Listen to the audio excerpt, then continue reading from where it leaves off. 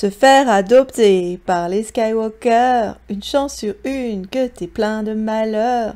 La force est marrant, mais ça vaut pas un amant. Et Rey, elle avait peut-être un tout autre plan, on va pas vous le cacher.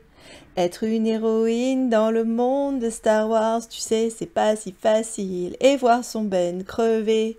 À cause Palpatine, c'était vraiment tout naze dans le parcours de notre héroïne. Oh, bonjour à tous, ici les Lucasfilles. Bonjour Aurélie. Bonjour Claire. Partie Toujours 3. aussi douée à la plume. Alors aujourd'hui, on va vous refaire sans limite de temps la présentation qu'on avait fait pour le Geekfest, donc aussi bien à Angers qu'à Bordeaux, au printemps dernier, printemps 2022, qui avait pour thème « Rey peut-elle être heureuse ?» parce qu'on s'était en fait inscrite dans le thème général de la manifestation qui était la culture geek au féminin et le sujet nous paraissait particulièrement pertinent. Oui, c'est la Lucasfilm Cut, donc avec la chanson à la con en début, qui est le thème de l'année, hein, qu'il n'avait pas eu ni à Angers, ni à Bordeaux. Donc voilà. Puis surtout, comme tu l'as dit, ça va être zéro limite de temps, pas seulement. 45 minutes, tout est pour tout, bah, pour nous, vous le savez, c'est un peu short quand même. Hein. Et puis bon, on n'a pas pu glisser beaucoup de gros mots, de blagues de fesses, enfin bon, on était relativement sages. On a glissé ce qu'on a pu, ma pauvre dame, ce qu'on a pu. Mais là, on est chez nous, à domicile, entre gens qui se connaissent bien, donc on va y aller, hein. On s'en fout. On va y aller. On n'avait pas tellement scripté des blagounettes, effectivement, comme la dernière fois. Comme à QC, ouais, effectivement. QC, c'était peut-être un peu plus bon enfant. Mais bon, en tout cas, c'était une super expérience. On a des gens qui sont venus nous écouter. Des gens qui étaient pas obligés, ils sont venus. C'est un truc de fou. Bah déjà, merci à tous ceux, celles que du coup on connaissait que de manière virtuelle et qu'on a pu rencontrer et qui nous ont fait l'amitié d'être présents et présentes. Ça nous a fait hyper plaisir de mettre des visages sur des noms qu'on voyait en petites bulles en bas en commentaire. Donc ça, c'était déjà la valeur ajoutée. Et puis oui, on a quand même eu du monde, plus que ce qu'on pensait. Ah oui. Donc bon bah écoutez, on va voir si ça séduit tout autant en ligne. Et donc on va se poser cette question, peut-elle être heureuse? Je sais pas si on va se la poser la question, mais enfin on va vous la poser. Avis, on se l'est jamais posé. Hein. ton intro spoil un peu notre sentiment sur cette question. C'est ça, en fait. Mais en fait, dès l'intro, on l'avait dit on a été assez clair sur les données. Hein. Chronique d'une mort annoncée. Allez, part de Rey. Rey, allez, première. Non, dernière prise. Parce qu'il y a eu plusieurs prises. Dernière prise, non, il y en aura probablement d'autres derrière. Mais c'est vrai qu'on avait fait le sujet, mais on l'avait redit dans l'intro, mais on avait fait le sujet sur Rey l'incomprise, juste à la sortie de l'ascension de Skywalker. Bon, ça reprend des données, mais en y ajoutant des choses qu'on nous a rajoutées, évidemment, grâce à l'extra-diégétique, et puis à des trucs qui veulent nous justifier derrière, quoi. Donc on est vrai qu'on a des choses à ajouter depuis sur le parcours de Rey, ce qui ne change pas fondamentalement notre ressenti de l'ascension de Skywalker. Non, c'est-à-dire que là, DLF est en train de sortir les rames qui se dépoutrent pour essayer de justifier les choix désastreux qui ont été faits dans l'épisode 9. Et bah les gars, ça se voit. Et puis ça marche pas. La seule chose à sortir, c'est pas les rames, c'est les doigts du cul, les gars. Donc...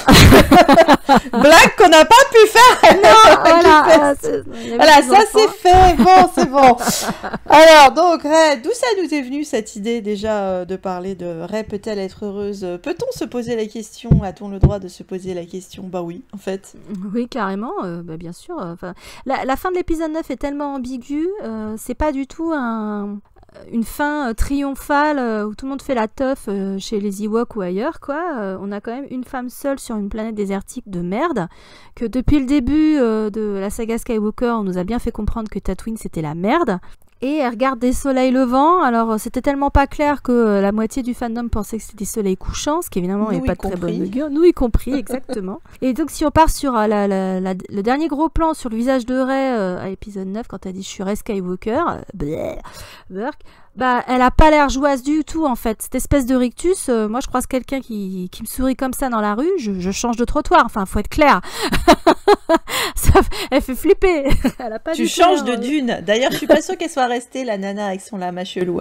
Oui, oui, reste Skywalker. Bon, bah, je vais vous laisser, j'ai pas fini ma déclaration d'impôt. Ok, meuf. Ce nom-là ne m'évoque rien de bon, parce que j'en ai connu dans le coin. Et c'était pas des gens très fréquentables. Je vais y aller, hein. Donc, est-ce que c'est un sourire à la énigmatique comme celui de la Joconde? Bon, la Joconde, elle donne pas envie de te barrer en courant, donc on n'est peut-être pas tout à fait dans ce registre. Et c'est l'occasion de s'interroger sur l'état dans lequel est Rey à l'issue de son parcours sur une trilogie. Et évidemment, on va revenir sur son parcours d'héroïne et un certain nombre d'incohérences dans son écriture, hein, vous vous en doutez bien. Ouais, le secret de Rey va-t-il nous être révélé? En tout cas, on va vous donner une autre interprétation, hein, à vos scavos. Hein. Donc, justement, ce sera intéressant de voir en commentaire comment vous l'avez ressenti. Mais on vous reposera la question à la fin, vous inquiétez pas. C'est vrai que Rey s'inscrit dans la flopée d'Independent Woman postmoderne. En tout cas, ce qu'on nous vend aujourd'hui comme étant une héroïne. Et c'est vrai que de nos jours, l'héroïne postmoderne, on a l'impression qu'elle a droit à rien. Enfin, je veux dire, si, elle a le droit d'être toute seule pour exister, pas d'histoire d'amour, limite des copines, ça peut arriver, mais on va en parler. Mais oui, ça donne l'impression de grande solitude, souvent, l'Independent Woman. Oui, mais parce qu'elle a le pouvoir, etc. Donc elle a pas besoin d'une histoire d'amour, notamment. Hein. Elle n'a pas besoin d'un équilibre émotionnel, d'un entourage affectueux. En tout cas, dans ce qu'on nous a donné, Rey, à la fin, elle est toute seule avec un robot dans un désert. Donc, on sait qu'elle a des amis qui ont survécu, mais ils sont pas là avec elle, c'est pas ce qu'on nous montre. Donc, ça pose un certain nombre de problèmes. C'est toute la dissonance, parce que c'est vrai que on nous enfonce dans le crâne, et les réseaux sociaux s'agit là-dessus, sur le fait que oui, Rey, elle a tout pour être heureuse à la fin, parce que elle a triomphé de Palpatine, elle a eu la reconnaissance des Jedi, elle a un nom pas tout neuf, qui a beaucoup servi. Tout est d'occasion, mais c'est une pilleuse d'épave, mais c'est vrai qu'elle a tout d'occasion, bon, à part les vêtements qui sont fraîchement repassés du pressing après s'être battue sur Exegol, être crevée et avoir vu l'amour de sa vie crever. Mais blanc de blanc, elle a passé par la javel. Mais néanmoins, c'est la seule chose qui est passée à la machine, parce qu'entre le vaisseau qui est pas à elle, mais bon voilà, elle a hérité du vaisseau, elle a hérité du blaster, elle a hérité d'un nouveau sabre laser tout neuf, d'un nom, d'un droïde. Donc oui, elle a tous les joujoux possibles qu'elle a piqué à plein de mecs. Ça aussi, ça va pas chose qu'on va pouvoir rediscuter, parce que ça peut hérisser certains qu'elle est tout piqué, et puis par ailleurs, ça peut inciter certains et certaines à dire que, bah oui, c'est triomphant, elle a absolument tout. Ouais. Ça va aussi dans la lignée que la force est une femme, à un moment donné, pour nous vendre des t-shirts, Kathleen Kennedy, etc. Mais tu sais, oui, la force est une femme. Ce que personnellement, je trouve aussi con que de dire Dieu est un homme. Jean-Paul II, j'ai une pensée émue pour toi quand il avait fait cette déclaration quand on était gamine. Mais nous, bon, on vous l'annonce direct, hein, bien sûr. Pour nous, l'arc de Rey n'est pas satisfaisant. Hein, si vous êtes familier de la chaîne, vous n'allez pas tomber de l'armoire, hein, si on vous dit ça. Est-ce qu'elle est heureuse? Vraiment, on a essayé à tout craint, comme tu le dis, de nous faire adhérer au fait que c'est une fin triomphale, etc. Alors que ce qu'on nous donne, c'est pas ça. Il y a une vraie dissonance cognitive, même au niveau du spectateur qui reçoit ce film, se dire ah bah super, ça finit vraiment super pour l'héroïne. Et puis ce que tu vois à l'écran, c'est la pauvre. Donc faire la paix entre les deux, ça paraît très compliqué en fait. Hein. On peut même se demander si, en tant qu'héroïne postmoderne, elle a le droit d'être heureuse. Est-ce qu'on lui a accordé ce droit dans l'écriture, ou est-ce que, comme nombreuses héroïnes dont on va reparler, on lui a refusé ce droit pour des raisons extra-digétiques, hein. Ouais, moi je suis presque sûre que de leur point de vue, si elle est heureuse. C'est bien ça le souci, si tu veux. Mais bon, ça fait partie des choses dont on va débattre, c'est qu'on n'a pas nécessairement pu débattre en long et en large pendant la conférence. Mais c'est tout le souci, c'est que je pense que de leur point de vue, ils ont fait au mieux pour leur héroïne, mais ce qui va pas avec le reste de l'histoire. Mais bon, ça, c'est ce qu'on va largement vous développer là. Pour le titre, c'est venu, en fait, quand on en avait discuté avec Aurélie. Bon, il faut toujours, évidemment, vendre un peu la conférence. Hein. Et avec un titre qui peut éventuellement attirer certaines personnes. Et ça venait en fait d'un recueil d'essais que j'avais lu à une époque où je lisais beaucoup et pas des trucs Star Wars, et qui s'appelait Can Jane Eyre Be Happy de John Sutherland, donc qui en fait s'intéressait à des classiques de la littérature, qui posait pour lui, qui restait avec des énigmes, avec des choses qui étaient restées pas claires. Enfin, il prenait par exemple du Dickens ou autre chose, et pour lui, le mariage de Jane Eyre à la fin, c'était pas une réussite, parce qu'elle se retrouvait mariée avec Barbe Bleue. Alors oui, c'est vrai que y a une ressuscité de Barbe Bleue dans Jane Eyre, mais pas que en fait, parce que c'est aussi La Belle et la Bête. Il y a beaucoup de choses qui se mêlent là-dedans, il y a plusieurs façons de l'interpréter, les niveaux sont pas incompatibles d'ailleurs, et donc voilà, pour lui, ce mariage, c'était potentiellement dangereux pour l'héroïne, alors que tout le parcours montre que en fait, les deux ont évolué. Donc du coup, Rochester, c'était plus un héros byronien, c'était quelqu'un d'abusif en puissance, quoi, en fait. Et ce qui est assez réducteur par rapport à son personnage, parce que oui, il fait des choix moraux qui sont discutables, mais il a toujours respecté l'intelligence de l'héroïne, et à plusieurs reprises dans le roman, il est bien indiqué qu'il la considère comme son égale par l'esprit, qui est finalement, au-delà des classes sociales, des différences de genre, etc., la seule dimension qui compte dans une relation. Ça colle pas avec les conclusions de Sutherland, effectivement. Ce qui était déjà ce que je trouvais bien justement par rapport à ça, et pourquoi on est parti sur cette idée-là, c'est justement que, alors c'était l'interprétation du coup d'un mec, d'un classique qui est adoré par des filles. Déjà voilà, ça a de quoi me Mais pas que, parce qu'il y a pas mal de mecs qui le fait c'est aussi. Oui, je sais, mais tu vois, dans la vente, c'était un peu nous refaire déjà, c'était pré-ambiance romance toxique, blablabli, blablabla, tu vois. Là, il s'insérerait bien le père Sutherland là-dedans. Et Dieu sait si nous, on n'aime pas ces histoires, enfin, cette interprétation-là, c'est vraiment un petit peu un thème sur lequel on revient. Par rapport à Jane Eyre, vu qu'il y a beaucoup d'éléments, en plus de comparaison que tu peux faire entre Jane Eyre et la postlogie, et on l'a déjà montré avec comprendre la postlogie, etc. Ce Jane Eyre-là et cette question-là donc thématique qui a inspiré le titre de notre essai du jour, on va dire, finalement, ça va être un peu notre fil rouge. Vous allez voir qu'on va reparler régulièrement de Jane Eyre pendant la conférence, entre guillemets, enfin du coup, notre épisode d'aujourd'hui, quoi. Jane Eyre, et puis du coup, La Belle et la Bête, puisque Jane Eyre est en fait une interprétation de La Belle et la Bête par Charlotte Brontë. Et fusion. Clairement. Avec aussi d'autres niveaux de lecture, mais ça, on va y revenir. On va aussi, évidemment, parler de parcours d'héroïne. Donc là, on vous renvoie pareil vers le deuxième épisode de Comprendre la postlogie. On était revenu en détail sur le parcours d'héroïne de Rey et de Kylo. Évidemment, le parcours d'une héroïne, ce n'est pas la même chose qu'un parcours de héros. Il y a des points communs, mais par rapport à Campbell, le parcours d'héroïne qu'a identifié Maureen Murdoch est plus complet et plus complexe et plus long qu'un parcours de héros. Ça aussi, au niveau de l'écriture de Rey, c'est vachement important parce que du coup, il y a des loupés au niveau de la conclusion de son arc. Et c'est dommage dans la mesure où Rey, c'est quand même la première héroïne Star Wars qui soit la protagoniste et non pas un personnage important, mais secondaire. C'est son parcours qu'on va suivre après le parcours de Luke et le parcours d'Anakin. Donc effectivement, se rater dans le dernier acte de son parcours d'héroïne, sans mêler les crayons dans les références, ça pose tout un nombre de soucis. Bon, c'est vrai qu'on va pas réinsister sur Campbell et Murdoch parce qu'on en a parlé, mais c'est également un point à garder en tête, notamment nous ce qu'on avait souligné sur le Campbell, c'était la réponse vaguement poli, enfin vaguement sortie de son cul qu'il avait faite quand on lui avait pointé le fait qu'il n'avait pas tellement parlé des filles. C'était oui, mais c'est parce qu'une femme, elle doit en fait comprendre la puissance intérieure qui est en elle. Bon. Donc on va garder ça également en tête par rapport à Rey, parce que si...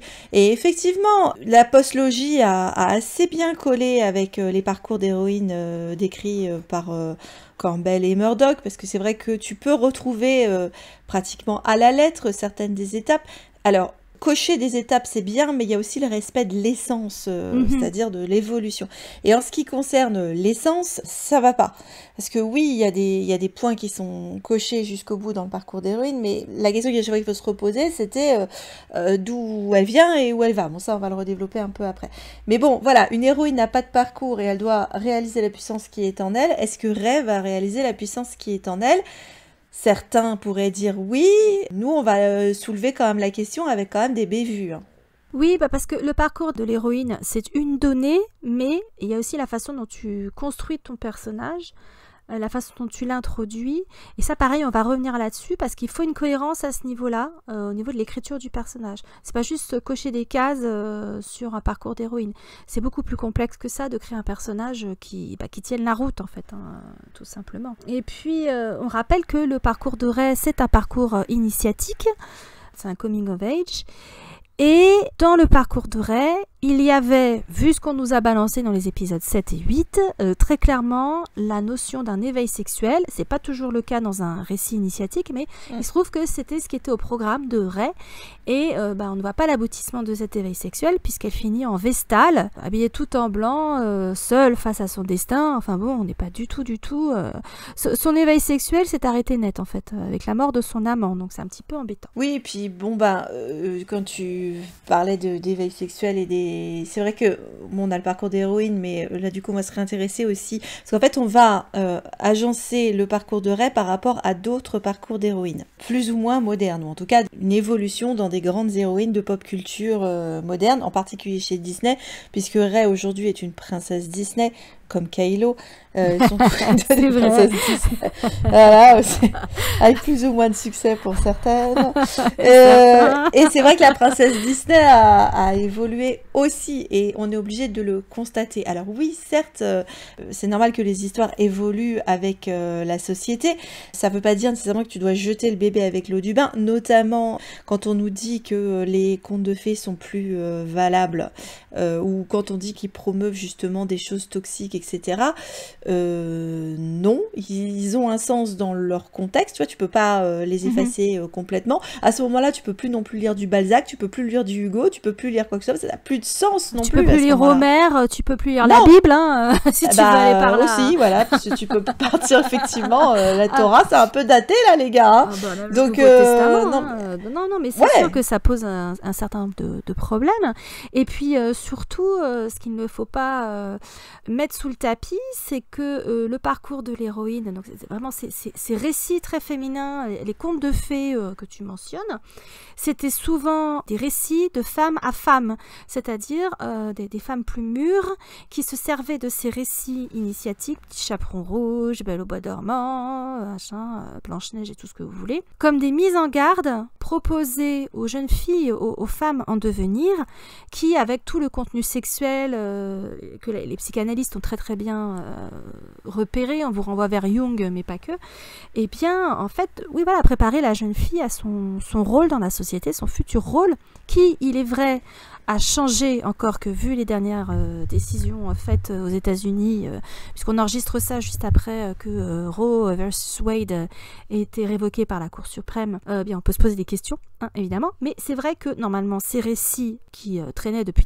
des siècles, qui se transmettaient de bouche de femme à oreille de femme, et bien préparer la future jeune femme justement à sa place dans la société, se marier, avoir des enfants, assurer la descendance, la transmission des héritages, les alliances, etc., pour des raisons économiques, politiques, tout ce que vous voulez. Donc voilà, tous ces récits avaient cette destination-là. Ça a changé dans la mesure où maintenant les femmes travaillent, etc. Donc effectivement, on assiste depuis 100 ans, hein, c'est quand même très récent, à une évolution du parcours de l'héroïne inspirée des contes de fées avec les adaptations Disney, mais pas que, pour mieux coller à la réalité des femmes du 21e siècle. Et c'est tant mieux. Oui, c'est tant mieux, mais le problème, c'est qu'on bascule dans l'excès inverse. C'est-à-dire qu'avant, il y avait que les histoires d'eux, parce que forcément, tout ton devenir était axé autour d'un homme, ou plusieurs, entre ton père, tes frères et ton mari et ton fils. Voilà, ça se passait autour de ça. C'est vrai que maintenant, il y a heureusement d'autres potentiels pour les femmes, mais nier le fait que ça fasse encore partie de la vie des femmes, parce qu'on reste quand même dans une société où il y a toujours des hommes et des femmes. Alors, quelle que soit la relation que tu décides d'avoir avec eux, tu es quand même obligé de tenir compte de ça. Et en dehors du fait que, oui, la femme a d'autres choses que des aspirations romantiques, mais elle peut également en avoir. Ça n'est pas impossible. Et elle peut avoir des aspirations romantiques sans aspirations reproductives. Ça aussi, C'est important. C'est un autre débat, mais bon, c'est une réalité à garder en tête, quoi. Et puis, alors, ce qui compte aussi, comme on le disait dans l'écriture de Ray, c'est la façon dont elle est présentée. Normalement, quand on vous raconte une histoire correctement, la façon dont on introduit un personnage dans un récit, quel qu'il soit, doit vous donner toutes les clés, si vous savez décrypter le storytelling, pour comprendre quel est le mensonge que ce personnage, l'illusion que ce personnage entretient pour avancer dans sa vie de tous les jours, quel est son conflit intérieur, quelles sont les choses qu'il va devoir surmonter pour s'accomplir, au contraire s'il n'arrive pas à les surmonter pour aller à la catastrophe. Bon, là dans Star Wars, a priori, surtout sur un parcours d'héroïne, on partait pas là-dessus, on pas resté sur un triomphe.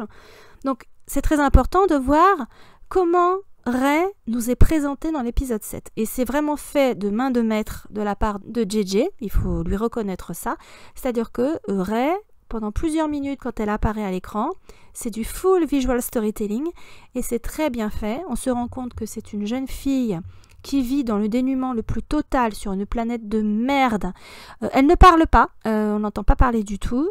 On voit que elle n'est pas spécialement contente de sa vie et le seul moment qu'elle a d'introspection entre guillemets, ça dure que quelques secondes, mais c'est quand elle voit cette vieille femme face à elle qui est en train de nettoyer ses pièces détachées avant de les revendre.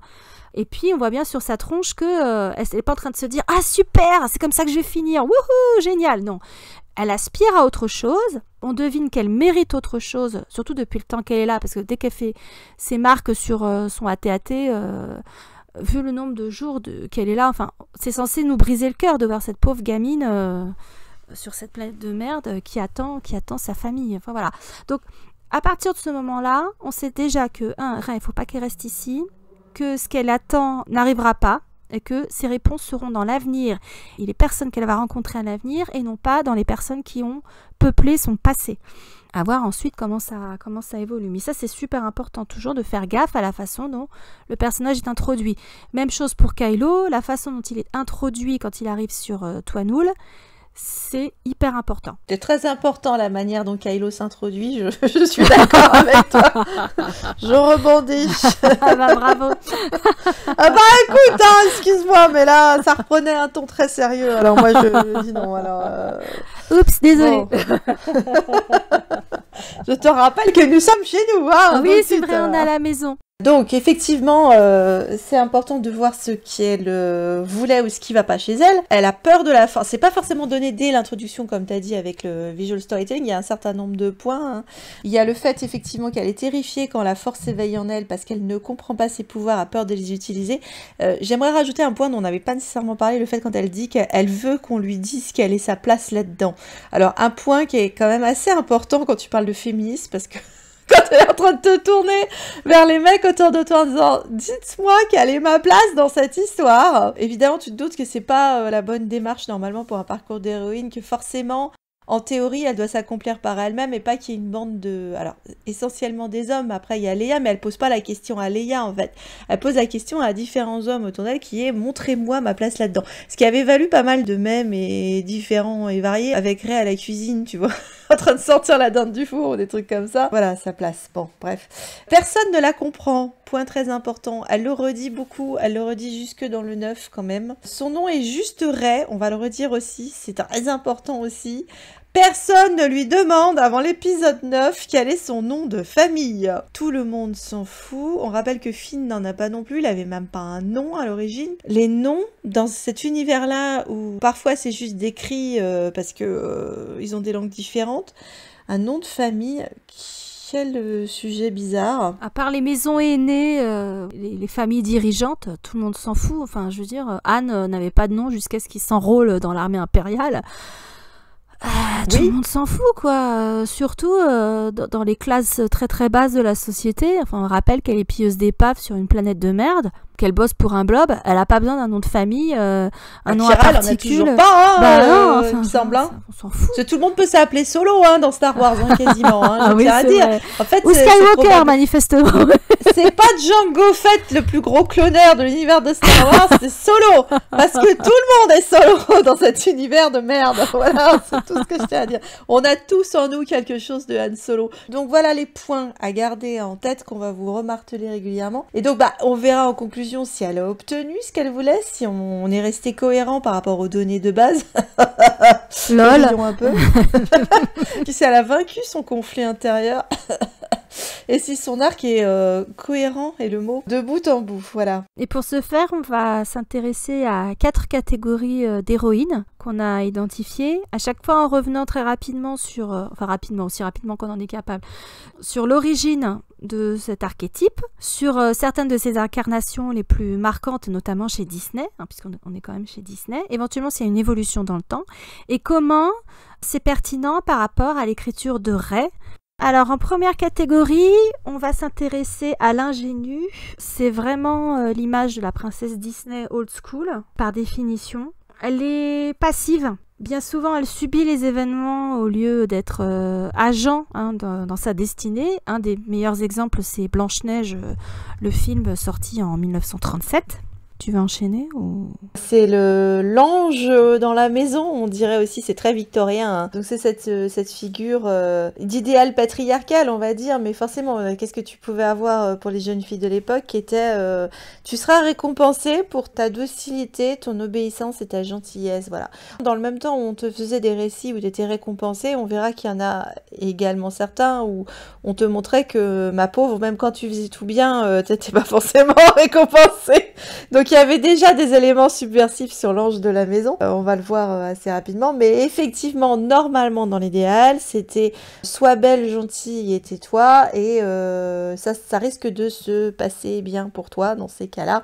Forcément, ton innocence, ta gentillesse, ta candeur te vaudront toutes les récompenses et des goodies. Bon, c'est vrai que là, on était parti nous sur l'image de Princesse Sarah, une championne à tout niveau de notre enfance, hein, qui effectivement mangeait cher, mangeait Sarah à chaque épisode, la pauvrette. Qui perd tout, alors en sachant que c'est toujours effectivement lié à un homme, ce sont les hommes qui donnent, ce sont les hommes qui prêtent, même si les filles peuvent être des saloperies, notamment dans le pensionnat de jeunes filles où est Princesse Sarah, parce que forcément elles sont jalouses de cette belle et gentille Sarah qui a tout pour elle, mais quand même, même si les filles peuvent te faire des crasses, c'est toujours un homme qui va finalement te récompenser. Alors, c'est une réalité de l'époque, on va le rappeler, mais c'est toujours l'idée d'avoir une orpheline, forcément que tu sois à ça, qui est travailleuse, qui est gentille, qui a toujours bon cœur, qui est capable de se sacrifier par sens moral. Et on va retrouver ça dans plein de personnages, mais également chez notre Rey. Oui, et c'est important que tu soulignes le fait que finalement, sa destinée dépend à la fois de ses qualités de docilité qui sont attendues par la société patriarcale et du bon vouloir des hommes dans sa vie, que ce soit le père, le mari, le protecteur, etc. Parce que quand même, à la fin de tous les contes de fées qu'on nous vendait à cette époque-là, enfin voilà, pendant une partie du XXe siècle chez Mickey notamment, c'était ils vécurent heureux et eurent beaucoup d'enfants. L'un étant conditionné par l'autre, c'est-à-dire qu'il faut que l'héroïne donne des héritiers au prince et ils seront heureux. Voilà, c'est la condition sine qua non pour notre héroïne. Donc je vais dire, elle a intérêt à tomber sur un prince sympa et pas la version de téléphone, tu vois. Parlant de Cendrillon par exemple. Sinon, enfin voilà, tout dépend, c'est la loterie quoi. Si tu tombes sur un mec bien décent, tu auras peut-être une vie à peu près potable. Si tu tombes sur un connard, bah t'es mal quoi. T'es très très mal. Ouais, une chance au grattage, une chance au tirage. C'est ça. C'était déjà la française des jeux. Tu parlais de princesse Sarah. Alors oui, la petite Sarah Crew, c'est une petite fille. Donc effectivement, à partir du moment où son père décède, elle est livrée à la merci, plutôt à l'absence de merci de Mademoiselle Mangin et des connasses qui sont dans son pensionnat, là, Lavinia en tête. Mais c'est seulement quand Monsieur Carrisford, l'ancien partenaire financier et ami de son père, la retrouve, qu'elle va retrouver un statut, etc. Et entre-temps, évidemment, comme tu l'as dit, elle aura mangé sa race. Vous pouvez nous dire, bon, c'est ok, c'est une gamine, donc ce serait encore vraisemblablement vrai aujourd'hui, mais qu'en est-il des femmes adultes? Alors, quand c'est Blanche-Neige, tu t'en sors bien. quand tu es dans une mouvance littéraire un peu plus réaliste, tu t'en sors beaucoup moins bien. Donc là, on avait un exemple que je te laisse nous présenter. Tess d'Uberville, donc effectivement, parce que Thomas Hardy justement était en train de souligner le problème de cet idéal victorien édouardien de l'ange de la maison. Mais même Dickens à l'époque, ses héroïnes angéliques avaient pas toujours des fins heureuses, hein, parce que voilà, c'est Dickens, ça on rappelle. Hein. C'était pas toujours une fin joyeuse, justement. Parce que Jane Eyre, elle a un début aussi un peu comme Sarah Crewe, hein, en fait. Bon, elle sait pas, elle, qu'elle est une riche héritière. Mais néanmoins, c'est un petit peu le même principe. Hein. C'est une orpheline qui se retrouve à la merci de plein de gens, avec un destin de conte de fées, même si ça a un versant gothique horrifique à un moment. Tess, c'est vrai que c'est le côté réaliste qui est effectivement, elle va croiser deux hommes qui sont normalement opposés dans son... Il y a son père aussi, hein, dont on pourrait parler, c'est son père qui la fout dans la merde quand même, parce qu'elle a décidé qu'effectivement, étant vaguement des lointains héritiers d'une famille qui a plongé dans la fin de race, hein, et qui a plus rien, il veut absolument que sa fille retrouve un statut, et donc la jette dans la gueule du loup avec celui qui a racheté le titre, en fait, qui a rien à voir avec la famille, et qui va abuser d'elle et de son innocence. Et donc après, elle se retrouve avec un ange face à elle, c'est son nom en plus, et qui se comporte pas mieux, hein, avec ses idéaux moraux à la con. Et donc du coup, cette bichette, elle est livrée en pâture à différents types, un libertin et un moraliste coincé du cul. Et dans tous les cas, c'est elle qui va payer le prix cher, en fait. Donc même en étant gentille, candide, en gardant un côté innocent, même quand elle est débauchée par son abuseur, là, ça se passera pas bien pour elle. Donc c'est vrai que pour Thomas Hardy, c'est l'occasion de critiquer la société et le statut des femmes, en fait. C'est un récit étonnamment féministe, même si c'est un roman qui est dur à lire. Hein, moi, je l'ai trouvé vraiment dur à encaisser. C'est important de voir au-delà du conte de fées. Donc là, on vous a donné quand même des exemples très pourtant, différents. C'est un prototype d'héroïne postmoderne, parce que, pour te dire que Thomas Hardy, parce que elle bute... Je trouve que tu verrais quand même aujourd'hui, justement, elle bute le type qui avait abusé d'elle, elle finit en héroïne badass, limite à la Kill Bill quand même, sauf que bon, elle s'en va pas dans le soleil couche. Elle a perdu des points de santé mentale au passage quand même, hein. Bibiche, on jurait que tu lui en resterait pas beaucoup, quoi. C'est vrai que c'est compliqué. Alors, ce qui est bien aussi avec l'image de l'ingénue, c'est qu'elle va évoluer au fil du XXe siècle, parce que deux guerres mondiales aidant, malheureusement, hein, ou heureusement, c'est une question de point de vue, les femmes vont quand même gagner en autonomie. Elles ont dû remplacer les mecs dans les champs, puis dans les usines. Enfin voilà, elles ont obtenu le droit de vote. Donc l'ingénue va aussi s'adapter, y compris chez Mickey, à cette évolution des mentalités et de la société. Donc par exemple la Cendrillon de Disney, au-delà du fait qu'elle a contribué à renflouer le studio, qu'elle est vraiment pas bien, elle est quand même beaucoup plus proactive que Blanche-Neige. C'est déjà vrai dans le conte et c'est encore plus vrai dans le dessin animé. Elle va quand même fabriquer sa robe, enfin c'est les souris qui fabriquent sa robe, mais bon bref, elle lâche pas l'affaire, elle essaie d'aller au bal pour pécho le prince. Elle a une alliée de taille avec la marraine, la fée. On se demande où elle était ces 20 dernières années pendant que l'autre elle dormait dans les cendres. Enfin bon, ça c'est un détail. Elle aussi lui manque des points de santé mentale avec Bibidi Bop là. Bibidi babidi bou. Oh putain, t'as oublié ton traitement, mamie. T'as pas fumé que de l'hélium, toi. Je sais pas ce qu'elle avait, mais alors. La poudre de fée, là, je sais pas ce qui sort de ta baguette, mais oh putain. Et donc elle est plus proactive, elle a un petit peu plus de caractère que notre Blanche-Neige des familles, mais c'est pas encore ça, mais quoi. Ça, c'est aussi parce que tu passes de la femme-enfant, ce qui est aussi avec l'ange de la maison, et finalement le fait qu'on vous ait placé des héroïnes qui étaient des enfants au début, là, avec Princesse Sarah et Major. C'est-à-dire qu'en fait, en plus, de par son statut, la femme était infantilisée. De toute façon, elle n'en avait pas, elle n'avait pas plus que des enfants. Donc en fait, l'idéal, c'était d'avoir une femme-enfant. Blanche-Neige, c'est une petite fille quasiment, hein, qui joue au ménage et à la dinette. Enfin, on va pas se mentir non plus. Elle est censée même être très jeune dans le conte d'origine. C'est des filles qui ont 14 ans, hein, normalement. Et Cendrillon, là, je dirais que t'es passée à l'adolescente. Et ça va aussi avec le fait que post-guerre mondiale, t'as le début de la... Enfin, tu vas avoir le début de l'adolescence. C'est-à-dire que ça a toujours existé, mais on prend conscience de ce que c'est que des teenagers. Vont arriver les enfants du baby-boom. Après, dans les années 50, tu commences à avoir cette culture adolescente. adolescente, et finalement, Cendrillon, elle annonce ça aussi, c'est plus une ado, en fait. Oui, et puis elle colle bien avec son époque. D'un côté, tu avais les volontés ultra conservatrices de l'Amérique des années 40-50, avec un peu l'image d'Épinal, ce qu'on nous vendait, qu'on retrouve dans le sourire de Mona Lisa, hein, sur lequel on avait fait l'impasse parce qu'on n'avait pas le temps dans la conférence, mais qui illustre bien justement ce shift. On a des jeunes femmes qui vont à l'université, mais elles se posent quand même la question de est-ce que je vais me marier, arrêter mes études, ou au contraire, est-ce que je vais dire fuck le patriarcat, fuck le mariage, je vais devenir avocate, etc. Donc voilà, Cendrillon finalement, elle se situe dans cette mouvance-là. La femme moderne, libérée, etc., est en devenir, et ça aboutira à l'héroïne postmoderne qu'on voit aujourd'hui avec peut-être il y a eu des virages qui ont été ratés, et on peut s'en désoler, mais ça on va y revenir. Oui, parce que finalement, bon, notre Cendrillon, qui était quand même un peu plus active, en tout cas dans la version de Disney, on va dire par rapport au conte d'origine, où des fois il y avait des côtés assez énervants, horrifiques dans certains des trucs, mais ce qu'on te vendait, c'était la fille, elle avait la totale, quoi, justement. Elle avait... Bon, le prince, c'est pas un personnage, hein. Ça se centrait sur elle, tu vois, justement. Oui. Mais c'était un goodie, quoi, le prince. C'était un goodie avec les chaussures, avec la robe, avec la calèche à la fin. Donc tu vois, il y avait le côté maison de Barbie finalement, ça va aussi avec la même époque.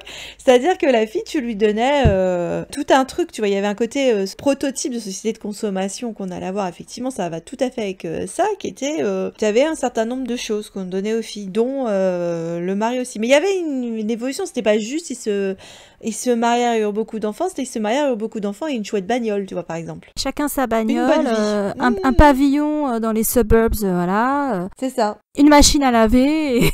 Des goodies. La magie, c'est la machine à laver de l'époque. Enfin, je veux dire, ça va avec ça. Après, je te dirais que ma grand-mère m'avait toujours dit que le droit de vote, elle avait apprécié, c'était bien, mais que ce qu'il avait vraiment libéré, elle, et puis même la génération de sa mère, sur la fin de son mariage, c'était l'invention de la machine à laver. Ah, mais on va pas se mentir, ça, les frigos, les machins, faut être honnête, c'est vrai que comme le ménage tombait toujours sur les nanas, les trucs comme ça, le fait est que t'as pas passé ta journée à faire des... Parce que déjà, même quand tu fais des machines, si t'as des enfants ou t'as plusieurs personnes sous le même toit, tu passes déjà du temps. Mais donc là, en plus, si t'es pas obligé d'aller au lavoir, alors certes, tu passais du temps avec tes copines, bon, ça pouvait se terminer en germinal, enfin, pas en germinal, en assommoir. Et une pour ta sœur, et une pour ton frère, et vas-y. Avec Gervaise et les copains, quoi. Bon, bah, c'est terminé. Vas-y, Gervaise, t'as plus le cul. C'est ça. Mais bon, c'était un temps que, évidemment, tout ce temps-là que tu passais pas à faire ces corvées-là, c'est du temps où tu pouvais avoir une carrière ou t'éduquer. Ouais, t'éduquer, aller à la fac, les premières universités qui acceptaient les femmes. Ouais. Ou manger des dramas chinois, mais il n'y en avait pas encore à l'époque. Et non, il n'y avait pas grand-chose qui sortait de Chine, parce que là, ils n'étaient pas du tout dans la même situation à la même époque, c'est sûr. Et comment ça se rattache à Ray, ça aussi, c'est que... de plein de façons. Oui, parce que Ray, en fait, au moment où on la rencontre, elle rentre dans cette catégorie de l'ingénue.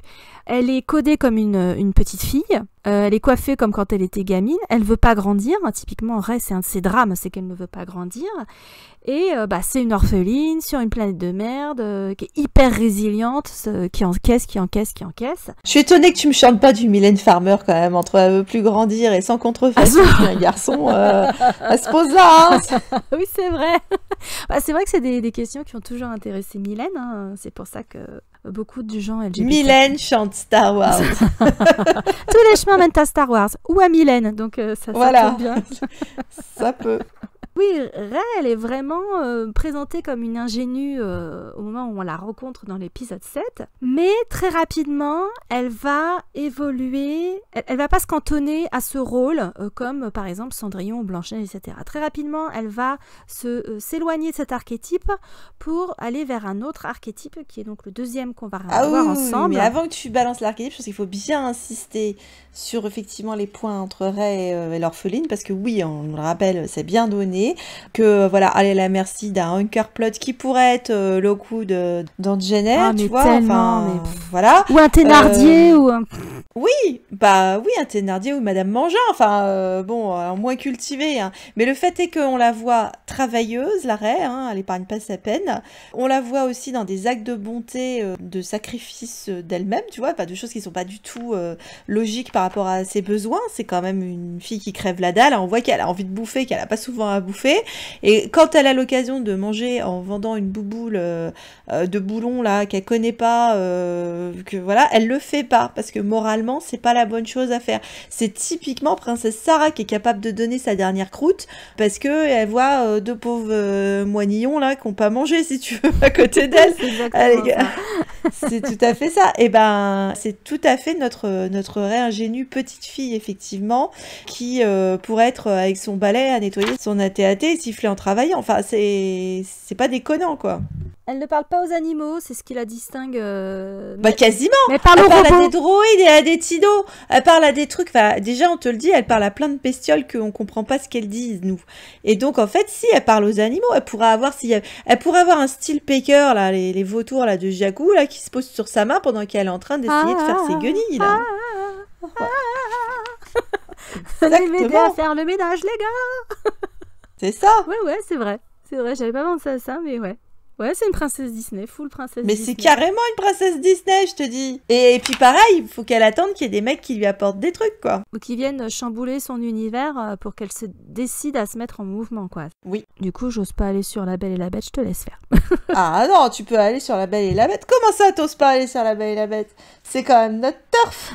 Donc effectivement, parce que en fait, comme vous allez voir, elle colle à pas mal des 4 grands portraits. On voit qu'il y avait des hésitations. Voilà. Soit elle a envie de tout rafler, soit des hésitations sur quel profil ils allaient prendre. Et certains sont pas complètement incompatibles d'ailleurs, hein, encore une fois, parce que justement La Belle et la Bête, en fait, c'est la version de l'ingénue améliorée, parce que c'est une ingénue intellectuelle. Donc c'est plus mieux. Oui. Et qui a du caractère et qui fait des choix. Elle est vraiment proactive. Elle va pas croiser les doigts en se disant pourvu que je tombe sur le beau mec qui va potentiellement me réveiller pendant que je dors. C'est que elle va tomber sur l'homme de sa vie qui se trouve être sous le coup d'une malédiction et elle va exiger de lui qu'il fasse un travail sur lui, qu'il change, et pour la première fois, on a un vrai rapport d'égalité entre l'homme et la femme, entre l'héroïne et la bête. Dans le conte, c'est déjà vrai. Dans le prototype qui est donc le mythe d'Amour et Psyché, c'est vrai aussi. Donc ça, c'est super important. C'est vraiment c'est un upgrade total par rapport à l'ingénu. En plus, c'est indissociable. Tu peux pas avoir la belle sans la bête sans la bête. C'est-à-dire que c'est vraiment un double rôle avec un peu des deux, ce qui est parfait pour notre Prime Jedi et notre Dyad, quoi. C'est sûr que c'était le meilleur conte à adapter. Pourtant, la belle, elle commence tout à fait en ingénue, effectivement, dans le sens où elle non plus veut pas grandir, veut pas quitter son père, est connue pour ses qualités de bonté, etc., se fait martyriser par ses sœurs et pas intéressée par les garçons. Donc, mais c'est vrai que elle est caractérisée par une intelligence qui n'est pas nécessairement le truc, et c'est vrai que tu as un personnage masculin qui a une vraie place, ce qui n'est pas le cas dans les autres contes où en fait la psychologie du perso masculin, on s'en fout, quoi, en fait, ça t'est pas donné. C'est juste une fonction, ce personnage masculin, c'est juste ce qu'on appelle l'animus, c'est-à-dire le masculin vers lequel l'héroïne, après un certain nombre d'épreuves, etc., doit tendre, avec lequel elle doit se réconcilier à la fin de son parcours initiatique, bon, en l'épousant, hein, en l'occurrence en faisant des bébés avec. Là, dans La Belle et la Bête, le personnage masculin incarne deux archétypes. Il est à la fois l'animus, donc le futur amant, le principe masculin mis face à l'héroïne qui est une femme en devenir, et il est aussi l'ombre de l'héroïne, donc c'est-à-dire les pulsions interdites, etc., qu'elle doit intégrer par la compassion et par l'amour. Ça change tout dans le parcours de la jeune femme. Et ce qui change aussi, c'est qu'elle n'est pas passive, parce qu'à chaque fois, c'est une histoire de quête du fiancé. Il y a toujours un moment, parce que c'est vrai que si on repart sur Eros et Psyché, il y a toujours un moment où l'héroïne doit partir chercher son mec, quoi. Alors, d'une certaine manière, tu peux dire que Cendrillon, oui, il y a une quête parce qu'elle va au bal, machin, hein. Non, c'est pas exactement pareil, parce que t'as vraiment des épreuves. C'est pas juste, est-ce que les chaussures sont à ma taille, est-ce que cette couleur me met en valeur, quand même. Il y a souvent des épreuves qui doivent faire appel à des qualités physiques et intellectuelle, soit d'avoir à, je sais pas moi, séparer du grain de riz de je sais pas quoi, de caillasse là, ou des fois effectivement à devoir traverser des zones pénibles ou des choses. Donc il y a vraiment plusieurs aspects de l'héroïne qui sont mis à l'épreuve là-dessus. Et elle se met en danger, d'ailleurs, physiquement et psychiquement, pour venir en aide à la bête, pour retrouver le fiancé disparu. Ne serait-ce que dans la version Disney, elle affronte Gaston et les villageois en colère. Elle affronte les éléments et elle se met en danger pour retrouver la bête, l'avertir et la protéger. Après, on va bien voir comment ça se manifeste pour elle. Voilà, on a affaire à une héroïne qui est quand même vachement plus badass que l'ingénue et qui, encore une fois, est l'égale de l'homme dans le couple qu'ils vont former à l'issue de l'histoire et qui n'est pas juste une petite fifi fragile qui passe le balai, quoi. Ah bah c'est pas pour rien que c'est un des contes chouchous et les plus réadaptés, réinterprétés, revisités. Enfin, c'est vraiment ton prototype que tu vois dans plein de films. C'est vrai qu'une fois qu'on s'est habitué à ça, on le voit à peu près partout et je pense que les gens aiment bien parce que c'est là que tu as vraiment deux égos en puissance et des vraies interactions qui se passent. Alors ça peut être fait de manière hyper choupie comme ça peut être fait de manière hyper dark, comme on verra certains exemples. Mais ouais, c'est le plus efficace. Alors, tu as souligné la séparation entre l'animus et l'antagoniste. Alors, dans des ressucés de La Belle et la Bête, il y en a un qui pose problème. En général, c'est vrai que ça se termine relativement toujours bien, mais c'est vrai que bon, il y a quand même quelques exemples, contre-exemples selon s'ils ont choisi vraiment d'aller en dark ou autre chose. Bon, mais l'exemple le plus frappant pour nous, c'est le Fantôme de l'Opéra, où là, t'as vraiment la séparation entre l'antagoniste et Love Interest qui donne Raoul, tu me saoules, tu me fous les boules, là, Raoul Laquiche qu'on n'aime pas. Voilà. Ah non, parce que pas. bon, c'est sûr que le Fantôme de l'Opéra, bon, dans la version de Leroux, bon, il t'envoyait pas du rêve. C'est vrai que ce qui a pêché, ça a été la comédie musicale, mais parce que forcément les histoires de monstres, les histoires monstrueuses, ça intéresse pas mal de gens parce que sinon tu développes La Belle et la Bête là-dessus et c'est vrai que la faute à Lloyd Webber de nous avoir mis ce qui était sous-entendu qu'il avait une voix magnifique et c'était un personnage génial, enfin c'était même pas sous-entendu, il avait une voix magnifique et c'était un personnage génial, mais on t'avait bien appuyé sur le fait qu'il était très très moche. Bon, dans la version qu'on a maintenant, c'est vrai qu'avec cette moitié de masque, t'as une partie qui est quand même clean. C'est parfois joué par des acteurs assez charismatiques, fait que et puis il est beaucoup plus intéressant, plus sensuel, plus sexy, plus tout ce que tu veux que Raoul, tu me fous les boules, quoi. Ah, c'est surtout que normalement la bête, elle accepte la Belle pour ce qu'elle est, c'est-à-dire une femme plus moderne qui est, comme tu l'as rappelé, une intellectuelle qui va faire des choix et donc du coup le problème du Fantôme de l'Opéra, alors effectivement, c'est une ressucée de La Belle et la Bête dans un contexte horrifique, policier. Donc c'est pour ça qu'il y a aussi ce split entre l'animus et l'ombre. Mais c'est le Fantôme de l'Opéra qui l'encourage à chanter, à explorer son talent pour le chant, comprendre sa sexualité et ses passions, alors que le prince charmant, Raoul Laquiche, il est lui calqué sur les princes charmants à 2 balles qu'on a pour l'ingénue, où en gros elle va lui servir de poulinière, quoi. Et elle doit renoncer à ses rêves, elle doit renoncer à son talent, à ce qui fait qu'elle est elle. Et c'est en ça aussi que le Fantôme de l'Opéra s'éloigne de La Belle et la Bête. Il n'y a pas vraiment d'égalité entre Raoul et Christine. Ah non, c'est juste qu'ils se sont connus dans l'enfance comme dans les dramas coréens à la con. Ouais, c'est ça. Et, j'étais là le premier, donc c'est moi qui va épouser. Bah putain, heureusement moi dans la vraie vie, c'est pas comme ça, hein, parce que le premier, c'est pas toujours le bon. Hein, on le sait toutes, donc... Ouais, c'est vrai que c'est une exception. Par contre, quand on s'intéresse au parcours de Ray, là, on est sur quelque chose qui est vraiment proche du conte d'origine et des archétypes. Bon, là non plus, c'est pas une surprise. Hein. Entre Comprendre la postologie et l'épisode spécial qu'on avait fait avec La Belle et la Bête de Cocteau, si vous êtes familière de la chaîne, vous savez déjà normalement les nombreux parallèles. Mais on va quand même les replacer parce qu'on est toujours étonnés. Il y a quand même toujours des gens qui les découvrent.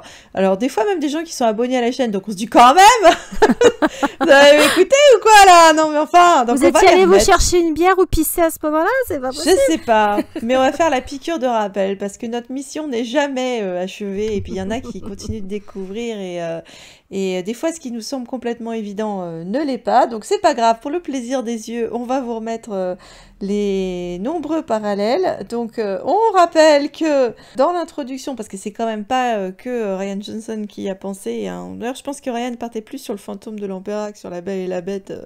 Parce qu'il est accro au fantôme de l'opéra. Mais oui, la comédie c'est plus opératique que J.J. Abrams, c'est sûr.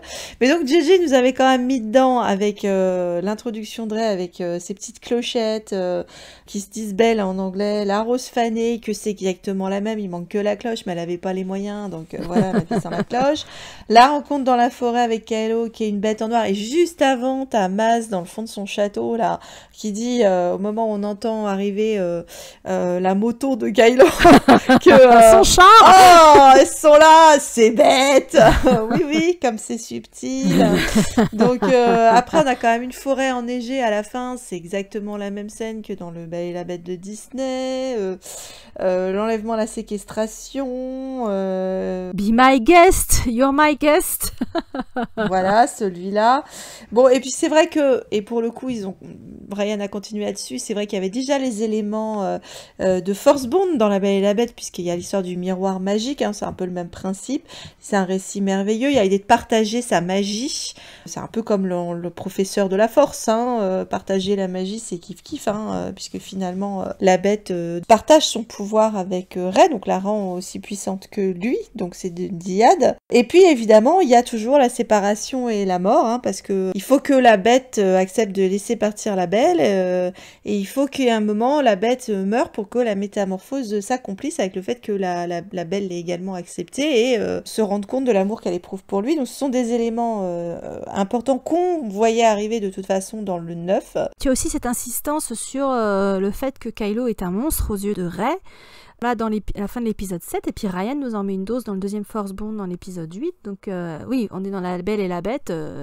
Ça a été martelé quasiment de toutes les façons possibles, en fait. Et donc, mort et résurrection. Et puis, si on regarde l'équivalent chez JNR, qui est, comme on l'a déjà dit, une ressucée de La Belle et la Bête, Kylo est très très proche de Rochester. Ça aussi, on l'avait déjà dit. Ce sont deux héros byroniens. À part qu'il n'a pas de première épouse. Non, il n'a pas de première épouse, effectivement, mais il est sous l'emprise de quelqu'un d'autre. Il est coincé, il y a d'autres obstacles.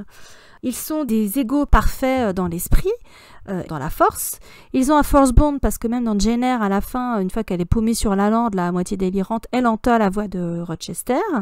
Et puis, tous les deux sont une illustration du trope ennemi à amant, ou en tout cas antagonistes qui deviennent amants, qui apprennent à se respecter, qu'on retrouve aussi dans tout ce qui fait le succès de la Beat-Lit et des romans à l'eau de rose, parce que, on le rappelle, c'est ce que les femmes kiffent, c'est ce qu'elles aiment, hein. Pas qu'elles, bien sûr, mais... Bah non, pas que. Mais voilà, quoi. Donc on a des 50 Shades of Grey, dans True Blood aussi, on nous fait le coup, etc. Enfin, ça n'a rien... Relo, voilà, en l'occurrence, hein. Ça n'a rien d'exotique. Et puis, tu avais mentionné tout à l'heure le fait qu'on pouvait avoir une version plus dark. Alors, on a mentionné le fantôme de l'opéra. Dans le genre gothique horrifique, on a aussi Buffy contre les vampires, pour rester dans la pop culture. Et puis parce qu'on était 2 fois dans la salle Sunnydale. Oui, en plus, à chaque fois, c'était la salle Sunnydale, donc voilà, petit hommage. Ils nous ont quand même fait le coup de La Belle et la Bête 2 fois, quoi, dans Buffy. Et les 2 fois étaient différentes, parce qu'elle a un moment différent de son parcours. Je sais qu'on n'y a pas pensé, mais j'ai envie de dire qu'aussi, d'une certaine manière, ça reprenait Tess d'Uberville, parce que t'avais Angel. Angel, ouais. Tu vois. Et puis t'avais le débauché libertin, quand même. Spike, Alec, voilà, même combat. Hein, oui, bah oui. Non, c'est vrai. Sauf qu'elle les rencontre pas dans le même ordre. Mais oui, puis elle se fait pas mettre en cloque non plus. Bon, ça... Non, mais bon, parce que... Qu'un vampire, c'est plus compliqué que dans Twilight Adventure. C'est aussi parce que Buffy, contrairement à Tess d'Uberville, elle a une écriture plus moderne. C'est pas une ingénue, c'est une héroïne d'action. Voilà. Et c'est ce qui nous amène à notre 3e catégorie d'héroïne. Alors, l'héroïne d'action, effectivement, qui est... bon, d'une certaine manière, elles ont été présentes, puisqu'elles étaient présentes avec notre psyché. Mais bon, l'héroïne d'action telle qu'on la conçoit aujourd'hui, les femmes ont toujours été actives, hein, mais bon, quand même. On va dire que c'est surtout effectivement, avec le shift post-guerre, où on s'est rendu compte que, ben oui, les femmes pouvaient déchirer leur race comme Padmé.